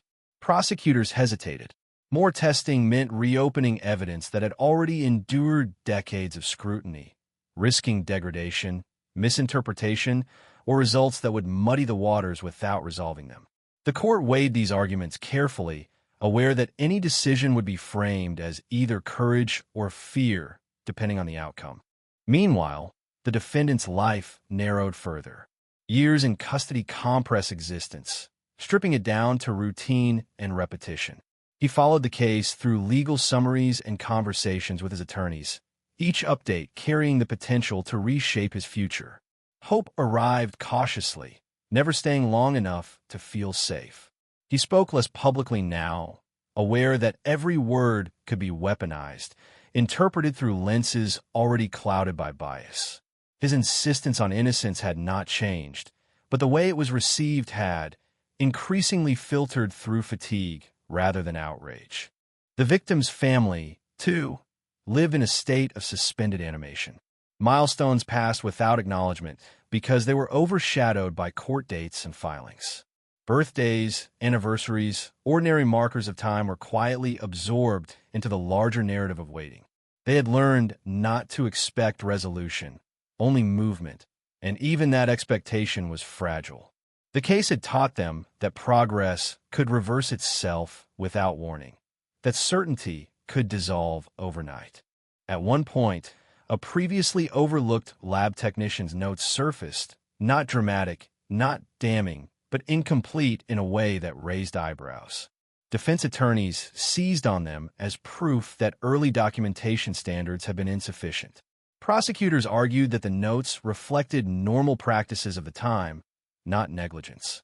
The debate reignited questions about historical context, about whether past procedures should be judged by present standards, and about how much imperfection the justice system can tolerate before outcomes become suspect.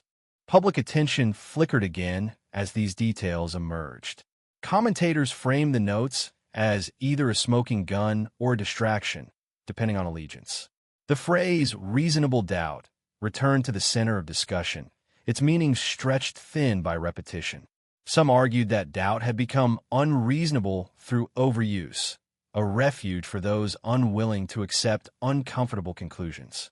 Others insisted that the entire purpose of doubt is to protect against precisely this kind of uncertainty, where evidence speaks loudly but not conclusively. In private, some investigators acknowledged a truth that rarely reaches official records, that cold cases create momentum of their own. Once reopened, they generate expectations that are difficult to manage. Resources are committed, narratives are formed, careers become attached. And while no one sets out to force an outcome, the pressure to deliver one can be subtle and pervasive. Admitting uncertainty after years of renewed effort can feel like failure, even when uncertainty is the most honest position. The media landscape had changed dramatically since 1995, and the case reflected that shift. Early coverage had been limited, local, cautious. Now, every development was amplified, debated in real time, dissected by audiences far removed from the community it affected. The crime had become a case study, an example used to support broader arguments about justice reform, forensic science, and the ethics of delayed prosecution. In this expanded arena, nuance struggled to survive. As discussions grew louder, something quieter began to fade. The specifics of the victim's life, who they were beyond the moment of death, what they loved, what they planned. The case had consumed their identity so thoroughly that it risked erasing everything else. Those closest to the victim noticed this most acutely, feeling a secondary loss as the person they remembered became increasingly abstract, reduced to a symbol within a debate that had outgrown them. A ruling finally arrived addressing the request for additional testing. It was cautious, limited, allowing certain procedures while denying others, a compromise that satisfied no one fully. Defense attorneys called it insufficient. Prosecutors called it prudent. The evidence was prepared again, handled with almost ceremonial care, aware that whatever results emerged would be scrutinized not just for what they showed, but for what they failed to resolve. The wait for those results revived a familiar tension. This was the feeling the town remembered from the original investigation, the sense that answers might be close enough to touch but just out of reach. Speculation filled the gap, theories multiplying as certainty stalled. Some wondered whether the new tests would finally silence doubt. Others feared they would only deepen it, adding another layer to a case already burdened by complexity. When the findings were delivered, they did not explode. There was no single headline, no dramatic reversal. Instead, there were interpretations, margins of confidence, explanations that required explanation. The results neither conclusively undermined nor definitively reinforced the original conclusions. They existed in the gray space that had come to define the case, useful to both sides, decisive to neither. Reactions were swift and polarized. Supporters of the conviction claimed validation. Critics saw ambiguity. The court acknowledged the findings and moved forward, incorporating them into a legal framework that remained fundamentally unchanged. And just like that, the promise of clarity dissolved again, replaced by the familiar weight of unresolved questions. In the community, a quiet resignation set in. People began to accept that the case might never provide the kind of closure they had once imagined.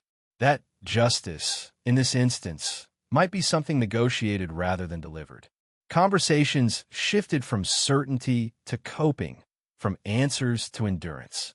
The cold case had become part of the town's emotional landscape, a constant presence that no longer shocked but never fully receded. The Oregon 1995 cold case continued to exist in this suspended state, shaped as much by what it could not prove as by what it could. Each new development promised resolution and delivered complication.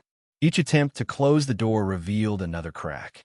And as years continued to pass, one realization grew steadily harder to ignore. The pursuit of truth, when stretched across decades, does not always lead to clarity. Sometimes it leads to a deeper understanding of how fragile certainty really is and how easily a single night can echo forward, reshaping lives long after the evidence has stopped speaking clearly, leaving behind a mystery that refuses to resolve, not because it lacks attention, but because it resists simplicity itself. By the time the case reached what observers began calling its endurance phase, it had accumulated a gravity that bent everything around it. New information no longer landed with shock, but with a dull thud, absorbed into a mass of prior knowledge that was already too heavy to lift cleanly. The Oregon 1995 cold case had become a permanent fixture, not just in court records and media archives, but in the psychology of everyone who had followed it long enough to feel worn down by its refusal to conclude. The legal process moved forward, but without urgency, more like maintenance than pursuit. Hearings addressed procedural questions rather than substance. Judges spoke carefully, aware that every word would be parsed for implication. Nothing was dismissed outright, but nothing was embraced fully either. The case existed in a narrow corridor between affirmation and unraveling, and that narrowness felt deliberate, a way to keep the system intact even if the truth remained elusive. In the background, something more subtle began to happen. Confidence eroded, not suddenly, not catastrophically, but through accumulation. Each unresolved motion, each ambiguous ruling, each expert disagreement chipped away at the idea that the case was moving toward a clear destination. Even those who believed strongly in the conviction began to qualify their language, adding phrases like most likely and based on the evidence we have. Doubt no longer belonged exclusively to critics. It spread quietly, reshaping conversations without announcing itself. The defendant's appeals narrowed in scope, but sharpened in focus. Gone were the sweeping arguments about systemic failure. In their place were precise challenges, surgical questions aimed at the pressure points of the prosecution's case. Was the jury adequately instructed on the limitations of partial DNA profiles? Were alternative explanations sufficiently explored? Did the cumulative uncertainty reach a threshold that demanded reconsideration? These were not dramatic claims. They were careful ones, and that care made them harder to dismiss. Prosecutors responded with consistency rather than passion. They leaned on precedent, on judicial restraint, on the idea that appellate courts are not meant to relitigate cases, but to ensure fairness was observed. They argued that the defense was attempting to reframe disagreement as error, and that the system cannot function if verdicts dissolve under prolonged scrutiny. Their position was less about the facts of the night in 1995 and more about the architecture of justice itself. Outside the courtroom, the case took on a quieter presence. It was no longer breaking news, no longer a trending topic, but it remained persistent, resurfacing at unexpected moments. A law school seminar, a forensic science symposium, a late-night radio segment on unsolved crimes. Each time it appeared, it carried a different emphasis, shaped by the needs of the discussion, and in doing so, it continued to drift further from its origin, the human violence that had started everything. The victim's name was still spoken, but often without detail, a shorthand reference that assumed familiarity. For those who remembered the person rather than the case, this was unsettling. They recalled laughter, habits, plans interrupted, and they felt the distance widening between memory and narrative. The case had become a container for argument, and the life at its center struggled to remain visible within it. One development briefly reignited attention. A former witness, someone who had been interviewed early in the investigation and then forgotten, came forward with a clarification. Not new information exactly, but a recontextualization. They explained that a detail once considered insignificant now seemed different in hindsight. The defense highlighted this immediately. The prosecution downplayed it. The courts acknowledged it without enthusiasm. The public debated it briefly, then moved on. It was another fragment added to an already crowded mosaic.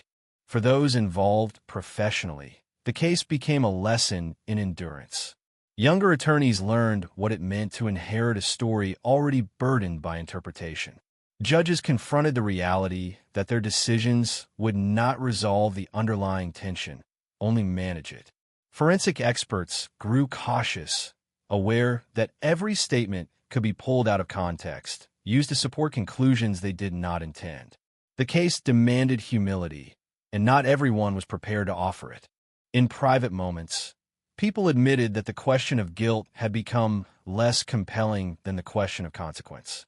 What would it mean, after all this time, to reverse course?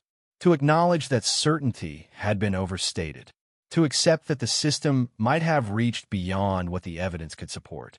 These possibilities were unsettling not because they were implausible, but because they threatened the stability of belief that the system ultimately works, even if imperfectly. The defendant's health became a topic of discussion, quietly at first. Years of incarceration, stress, and uncertainty take a toll, and that toll complicated the moral calculus for some observers.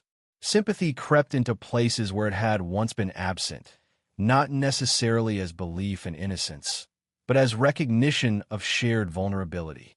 The idea that anyone could be consumed by a single unresolved night began to feel less abstract.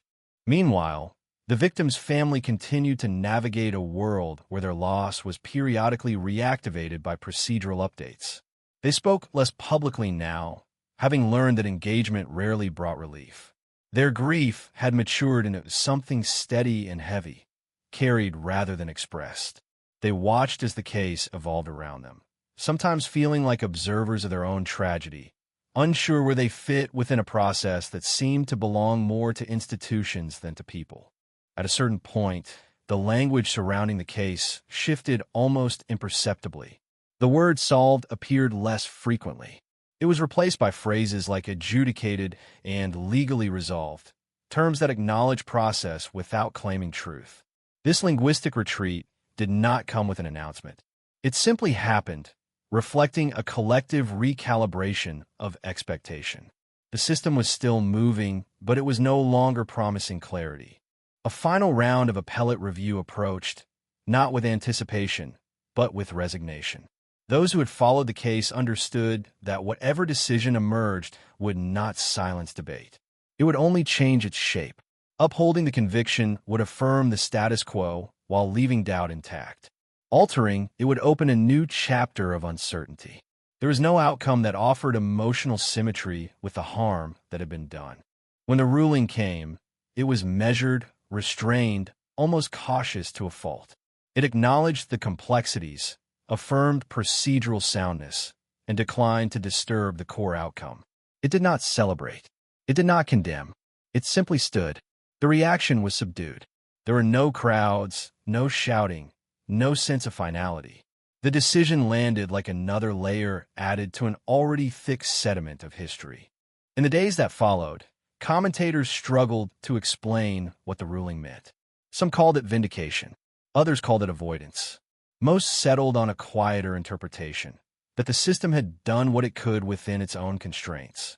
Whether that was enough remained an open question, one that the ruling itself did not attempt to answer. The Oregon 1995 cold case now existed in a strange completed incompletion. Legally, it had reached a point of stability. Culturally, it remained unsettled. Emotionally, it continued to reverberate. The midnight arrest that once promised resolution now felt like a moment that had accelerated the story without simplifying it, dragging the past into the present without delivering the clarity people had hoped for. As attention faded again, what remained was not peace, but persistence. The case lingered in footnotes, in conversations, in the uneasy awareness that some stories do not end so much as they slow down. The crime itself stayed fixed in time, unchanged, while everything around it aged, adapted, and recalibrated. And in that long aftermath, one truth became increasingly difficult to ignore. The pursuit of justice, when stretched across decades, can transform from a quest for answers into a test of endurance, revealing not only what we know, but how much uncertainty we are willing to live with when certainty refuses to arrive. Long after the final appellate ruling settled into the archives, the case did something unexpected. It began to surface in places that had nothing to do with courts or headlines. It appeared in classrooms where future forensic analysts debated ethics more than outcomes. It appeared in training manuals where investigators were warned about the seduction of narrative momentum. It appeared in quiet conversations between people who had followed it for years and no longer argued positions so much as shared a kind of mutual fatigue. The Oregon 1995 cold case had crossed a threshold. It was no longer just a legal matter. It was a caution that lingered. In those discussions, the midnight arrest was often the focal point, replayed not for its drama, but for its timing. Why then? Why that way?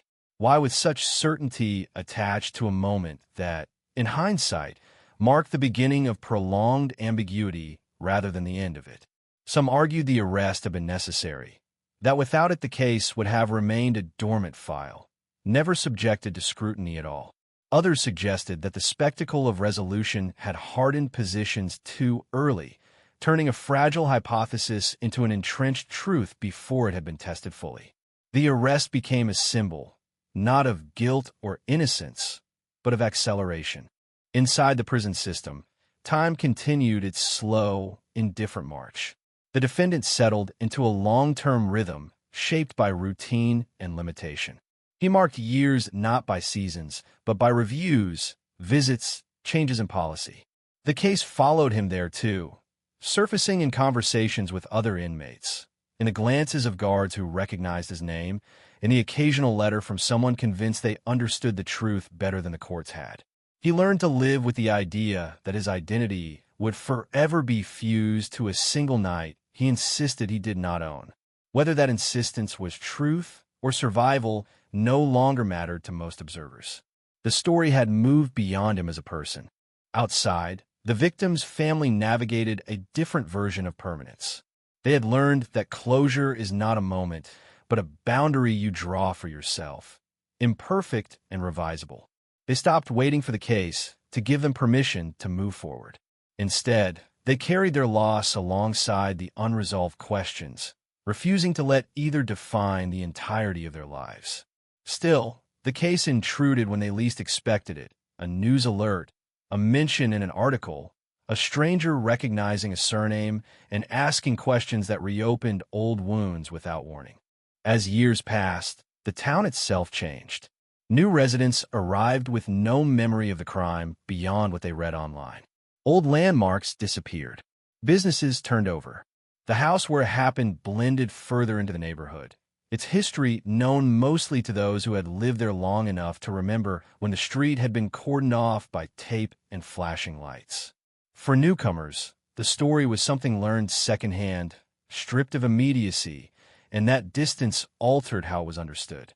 It became less frightening, more abstract, a reminder that even the most shocking events eventually settle into the background of ordinary life. The case also found a strange afterlife in data. Researchers studying wrongful convictions and delayed prosecutions coded it into spreadsheets, reducing decades of human complexity to variables and outcomes. It became a dot on a graph, a footnote in a meta-analysis, an example cited alongside others to illustrate trends rather than truths. There was value in that work, but also loss. The violence of the original act, the shock that had rippled through a community, the years of uncertainty, all risked being flattened into something tidy enough to analyze. From time to time, someone would attempt to revive the case with fresh energy. A journalist pitching a new angle. A producer proposing a documentary that promised revelations. A lawyer exploring a novel legal theory. Each attempt generated a brief flicker of attention before settling back into the familiar pattern of complexity without resolution. The audience for such revivals had changed. Early on, people wanted answers. Now, many seem more interested in what the case said about systems, about belief, about how certainty is constructed and defended. In that sense, the case became reflective rather than revelatory. It forced those who encountered it to examine their own thresholds for doubt.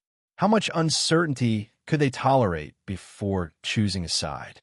How much ambiguity was acceptable in exchange for stability? Whether the desire for closure justified leaning into probability when proof remained incomplete. These questions had no single answer, and the case offered none. It simply held them up, again and again, refusing to blink. There were moments when it seemed the story might finally quiet down for good. A year without significant developments. A stretch where the case went unmentioned outside specialized circles. But then it would resurface unexpectedly, perhaps triggered by a broader cultural conversation about forensic evidence or the ethics of cold case prosecutions. Each resurgence reminded those who had lived through it that unresolved stories do not fade evenly. They recede and return, shaped by context rather than conclusion. The language surrounding the case continued to evolve. Commentators grew more careful, less declarative. The early confidence that had framed the arrest as a triumph gave way to a more restrained vocabulary that acknowledged complexity without resolving it. This shift was subtle but meaningful. It signaled a collective recognition that the story could not support the weight of certainty that had once been placed on it. For law enforcement, the case became a reference point in training sessions, not as a failure or a success, but as a reminder. A reminder that evidence does not exist in a vacuum, that narratives form quickly and resist revision, that time can sharpen tools while blunting memory. Investigators spoke about it with a mix of respect and caution, aware that the same technologies that promise answers can also amplify error if not handled with humility. For legal scholars, the case highlighted the tension between finality and fairness. Courts are designed to produce outcomes, but justice is not always aligned with decisiveness. The Oregon 1995 cold case illustrated what happens when those imperatives collide. It showed how the system manages uncertainty not by resolving it, but by containing it, setting boundaries around debate while acknowledging, implicitly, that some questions will remain unanswered.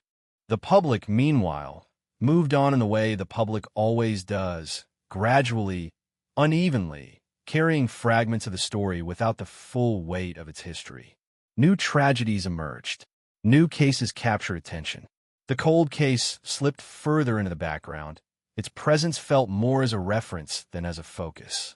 But for those who had followed it closely, the sense of incompletion never entirely dissipated. It became a low-level awareness, a reminder that some narratives resist the structures imposed on them. Occasionally, someone would ask the simplest question of all, the one that had driven everything from the beginning. What really happened that night? The question still hung there, unchanged, stripped of drama by repetition, but no less potent. It was asked quietly now, without expectation of an answer. The asking itself had become the point, a recognition that truth does not always arrive on schedule, and sometimes does not arrive at all. The Oregon 1995 cold case ended up defining an era not because it was solved, but because it wasn't solved in the way people wanted. It exposed the gap between legal resolution and moral certainty, between scientific probability and human understanding. It showed how easily a story can shift from investigation to institution, from tragedy to template. And in doing so, it left behind something more enduring than an answer. It left a question that refused to settle, not because it lacked attention, but because attention alone could not force it into clarity. A question that continued to echo through conversations, classrooms, courtrooms, and quiet moments of reflection. A question that reminded everyone who encountered it that some truths, once delayed long enough, become entangled with doubt itself, and that living with that entanglement may be the only honest conclusion available when certainty proves impossible to claim. Years after the last meaningful court action, the case entered a phase that felt less like continuation and more like sedimentation. It settled, not into peace, not into acceptance, but into something heavier and quieter, a layer of unresolved history pressed down by time. The Oregon 1995 cold case was no longer actively moving through the justice system, but it had not stopped exerting pressure. It lingered in the background of conversations about crime, about certainty, about whether truth is something uncovered or constructed, and that lingering presence shaped how people understood not just the case, but themselves. What changed most noticeably was the way people spoke about belief. Early on, belief had been loud, declarative, aligned with positions that demanded allegiance. Now it was softer, often unspoken, shaped by experience rather than argument. Those who believed in the conviction rarely felt the need to defend it anymore. Those who doubted it stopped expecting validation. The case had exhausted the desire to persuade. What remained was a quieter reckoning with ambiguity, a recognition that some questions outlive the energy required to fight over them.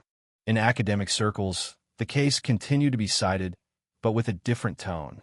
It was no longer framed as a breakthrough or a warning alone. It was discussed as an example of narrative inertia, the way a story, once set in motion, accumulates meaning that can outweigh its evidentiary core. Students studied how the label cold case solved had shaped perception before the facts had fully matured, how early framing influenced everything that followed. The case became less about who did it and more about how conclusions are reached, challenged, and ultimately stabilized. For journalists who had covered it extensively, there was a sense of unfinished business that never quite resolved. Some revisited their old notes, reread transcripts, questioned choices they had made in language and emphasis. Others chose to let the story rest, aware that revisiting it risked reopening wounds without offering anything new.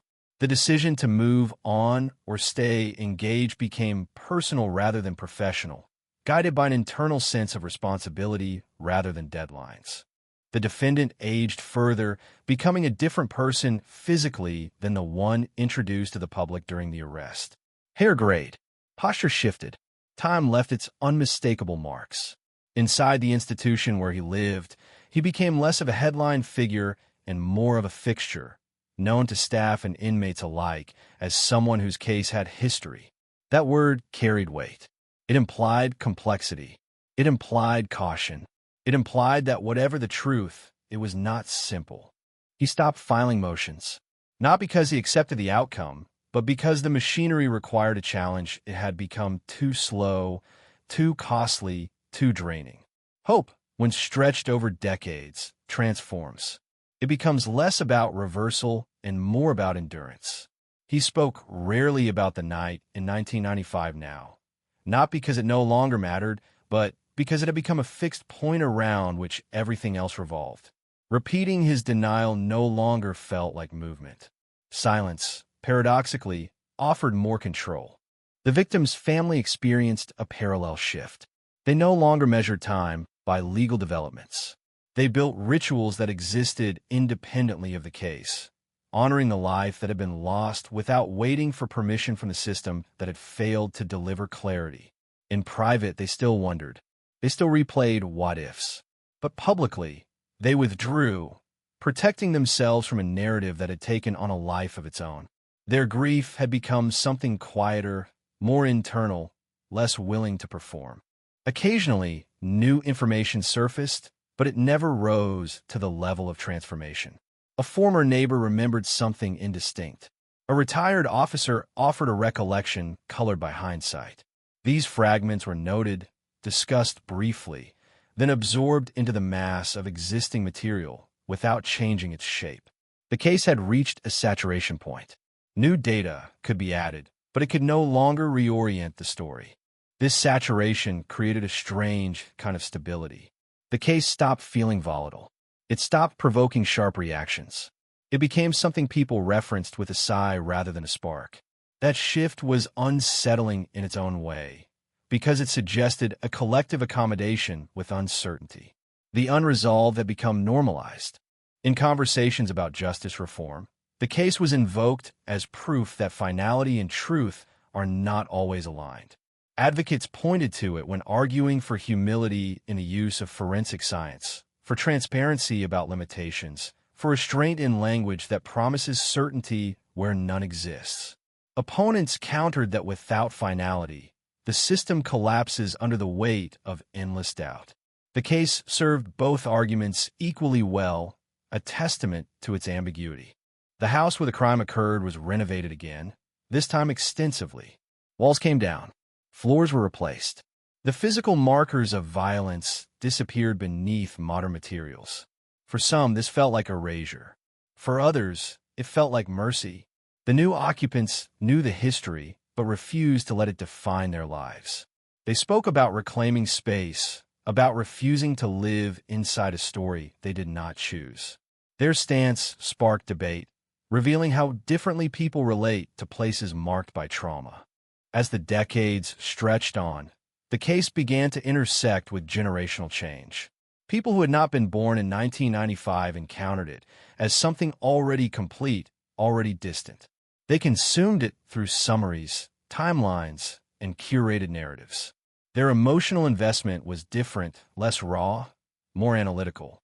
This generational distance altered the case's meaning. It became less about fear and more about structure, less about shock and more about interpretation. This shift brought clarity in some ways. Younger observers were less attached to early assumptions, more willing to question framing, more comfortable sitting with uncertainty. But they also lacked the visceral memory of the original loss, the communal rupture that had made the crime feel urgent. For them, the case was interesting. For those who had lived through it, it was personal. That divide was impossible to bridge fully. Every so often, someone would try to answer the central question definitively. A commentator would declare the conviction obviously correct. Another would assert with equal confidence that it was deeply flawed. These declarations felt increasingly performative, more about the speaker's identity than the case itself. The story had outgrown certainty. Attempts to reclaim it fell hollow. In quieter moments, the case revealed its most enduring impact. It taught people how to live with unresolved harm. It showed how communities adapt to uncertainty, how they integrate it into their understanding of safety and trust.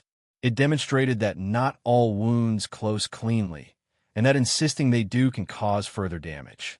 The Oregon 1995 cold case did not end with a revelation. It ended with a slow dispersal of attention, a gradual acceptance that the truth, whatever it was, might never be fully articulated. That acceptance was not resignation. It was acknowledgement. a recognition that some stories resist resolution not because they lack answers, but because the answers available cannot satisfy the questions being asked. And yet, the question remained. It always did. What happened that night? Who carried responsibility? Whether justice had been served or merely approximated. These questions lingered not as accusations, but as reminders. Reminders that certainty is fragile, that systems are imperfect. That time does not heal all wounds, but it does change how we carry them. In the end, the cold case became something quieter than a mystery and heavier than a solved crime. It became a presence, a shadow that moved with the community, with the families, with the institutions that had touched it. It did not demand resolution anymore. It demanded remembrance, acknowledgement, the willingness to say, honestly, that some truths remain just out of reach, and that living with that distance is sometimes the only resolution available. By the time the case reached what people casually referred to as its later years, it had become untethered from any single timeline. It existed simultaneously in the past, fixed to that night in 1995, and in the present, reshaped each time someone revisited it with new eyes. The Oregon cold case no longer advanced forward. It folded inward. Every attempt to understand it circled back on itself, tracing the same outlines, touching the same uncertainties, never quite breaking free. What lingered most stubbornly was the feeling that something essential had slipped through the cracks early on. Not a specific piece of evidence, not a single witness statement, but a moment. A moment when the direction of the investigation narrowed, when one path became dominant and others faded into the background. That narrowing felt inevitable in hindsight, but at the time it had been driven by urgency, pressure, the need to bring order to chaos. Years later, that same moment was re-examined endlessly, not because it could be changed, but because it represented the point where possibility began to collapse into probability. Those who had worked the case in its earliest days spoke about that period with a mixture of pride and unease. Pride in the hours logged, the dedication shown, the refusal to let the crime disappear into obscurity. Unease about what they might have missed while chasing what seemed most promising. Memory, they admitted, was unreliable. It smoothed over doubt, sharpened conviction. The further they moved from the event, the harder it became to separate what they remembered from what they had come to believe. The idea of belief took on a central role in discussion surrounding the case. Belief in evidence, belief in procedure, belief in outcomes. Each carried its own risks. To believe too strongly was to close oneself off to revision. To believe too weakly was to invite paralysis. The case existed in that tension, forcing anyone who engaged with it to confront their own thresholds for confidence and doubt. In law schools, the case was dissected not as a failure of justice, but as a study in its limits. Professors asked students to identify the precise moment when reasonable doubt became unreasonable, when the absence of certainty was no longer enough to prevent action. There were no consensus answers. The discussions often ended in silence, an acknowledgement that the law, for all its structure, rests on judgments that are ultimately human and therefore imperfect. The broader public encountered the case differently. For many, it surfaced sporadically, triggered by anniversaries or algorithm-driven recommendations. Each resurfacing carried with it a slightly altered version of the story, shaped by whoever was telling it and why. Over time, these versions diverged enough that they seemed to describe different events entirely. The core facts remained, but their meaning shifted. The case became a mirror, reflecting the priorities and anxieties of each new audience. Technology continued to advance, offering the illusion that time itself could be reversed. New forensic methods promised greater precision, deeper insight, clearer answers. With each innovation came renewed speculation about whether the case might finally yield something definitive. But the evidence, constrained by its age and handling, resisted these promises. Improvements could refine interpretations, but they could not reconstruct what had never been preserved. The past remained stubbornly intact, inaccessible beyond the traces it had left behind. This realization brought a subtle change in tone among those still engaged with the case. The language of anticipation softened into one of contemplation. Instead of asking when the truth would emerge, people began asking what it meant to live without it. The case shifted from a problem to be solved into a condition to be understood. That shift did not bring comfort, but it did bring honesty. The defendant, now older still, existed in a liminal space defined by routine and memory. His world was narrow, but his thoughts were expansive, looping endlessly around the same questions. He knew how he was seen, how his name had become shorthand for controversy. He understood that even if his conviction were overturned, the shadow of the case would follow him indefinitely. That knowledge shaped his days, not with bitterness, but with a weary acceptance that identity, once fixed in the public imagination, is nearly impossible to reclaim. He spoke rarely now, choosing words carefully when he did, not to persuade, not to provoke, but to assert his continued existence beyond the narrative that had consumed him. In private writings, he reflected less on innocence or guilt and more on time, on how it distorts intention and memory alike. He wrote about how the night in question had become both central and distant, a point he could neither escape nor fully access anymore. The victim's absence, meanwhile, remained absolute. No amount of analysis or debate could change the finality of that loss. Friends and relatives carried memories that were untouched by the legal complexities surrounding the case. They remembered laughter, habits, ordinary moments that predated tragedy. These memories existed in quiet contrast to the public narrative, a reminder that behind every cold case lies a life that cannot be reconstructed through evidence alone. Community gatherings occasionally acknowledged the case obliquely, through moments of silence or references to resilience. There was no appetite for spectacle anymore. The story had aged, and with it, the desire to perform grief or outrage. What remained was a subdued awareness, a collective understanding that some events alter the emotional geography of a place permanently.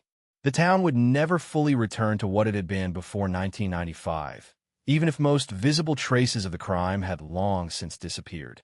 The case's endurance forced a reconsideration of what justice is meant to accomplish.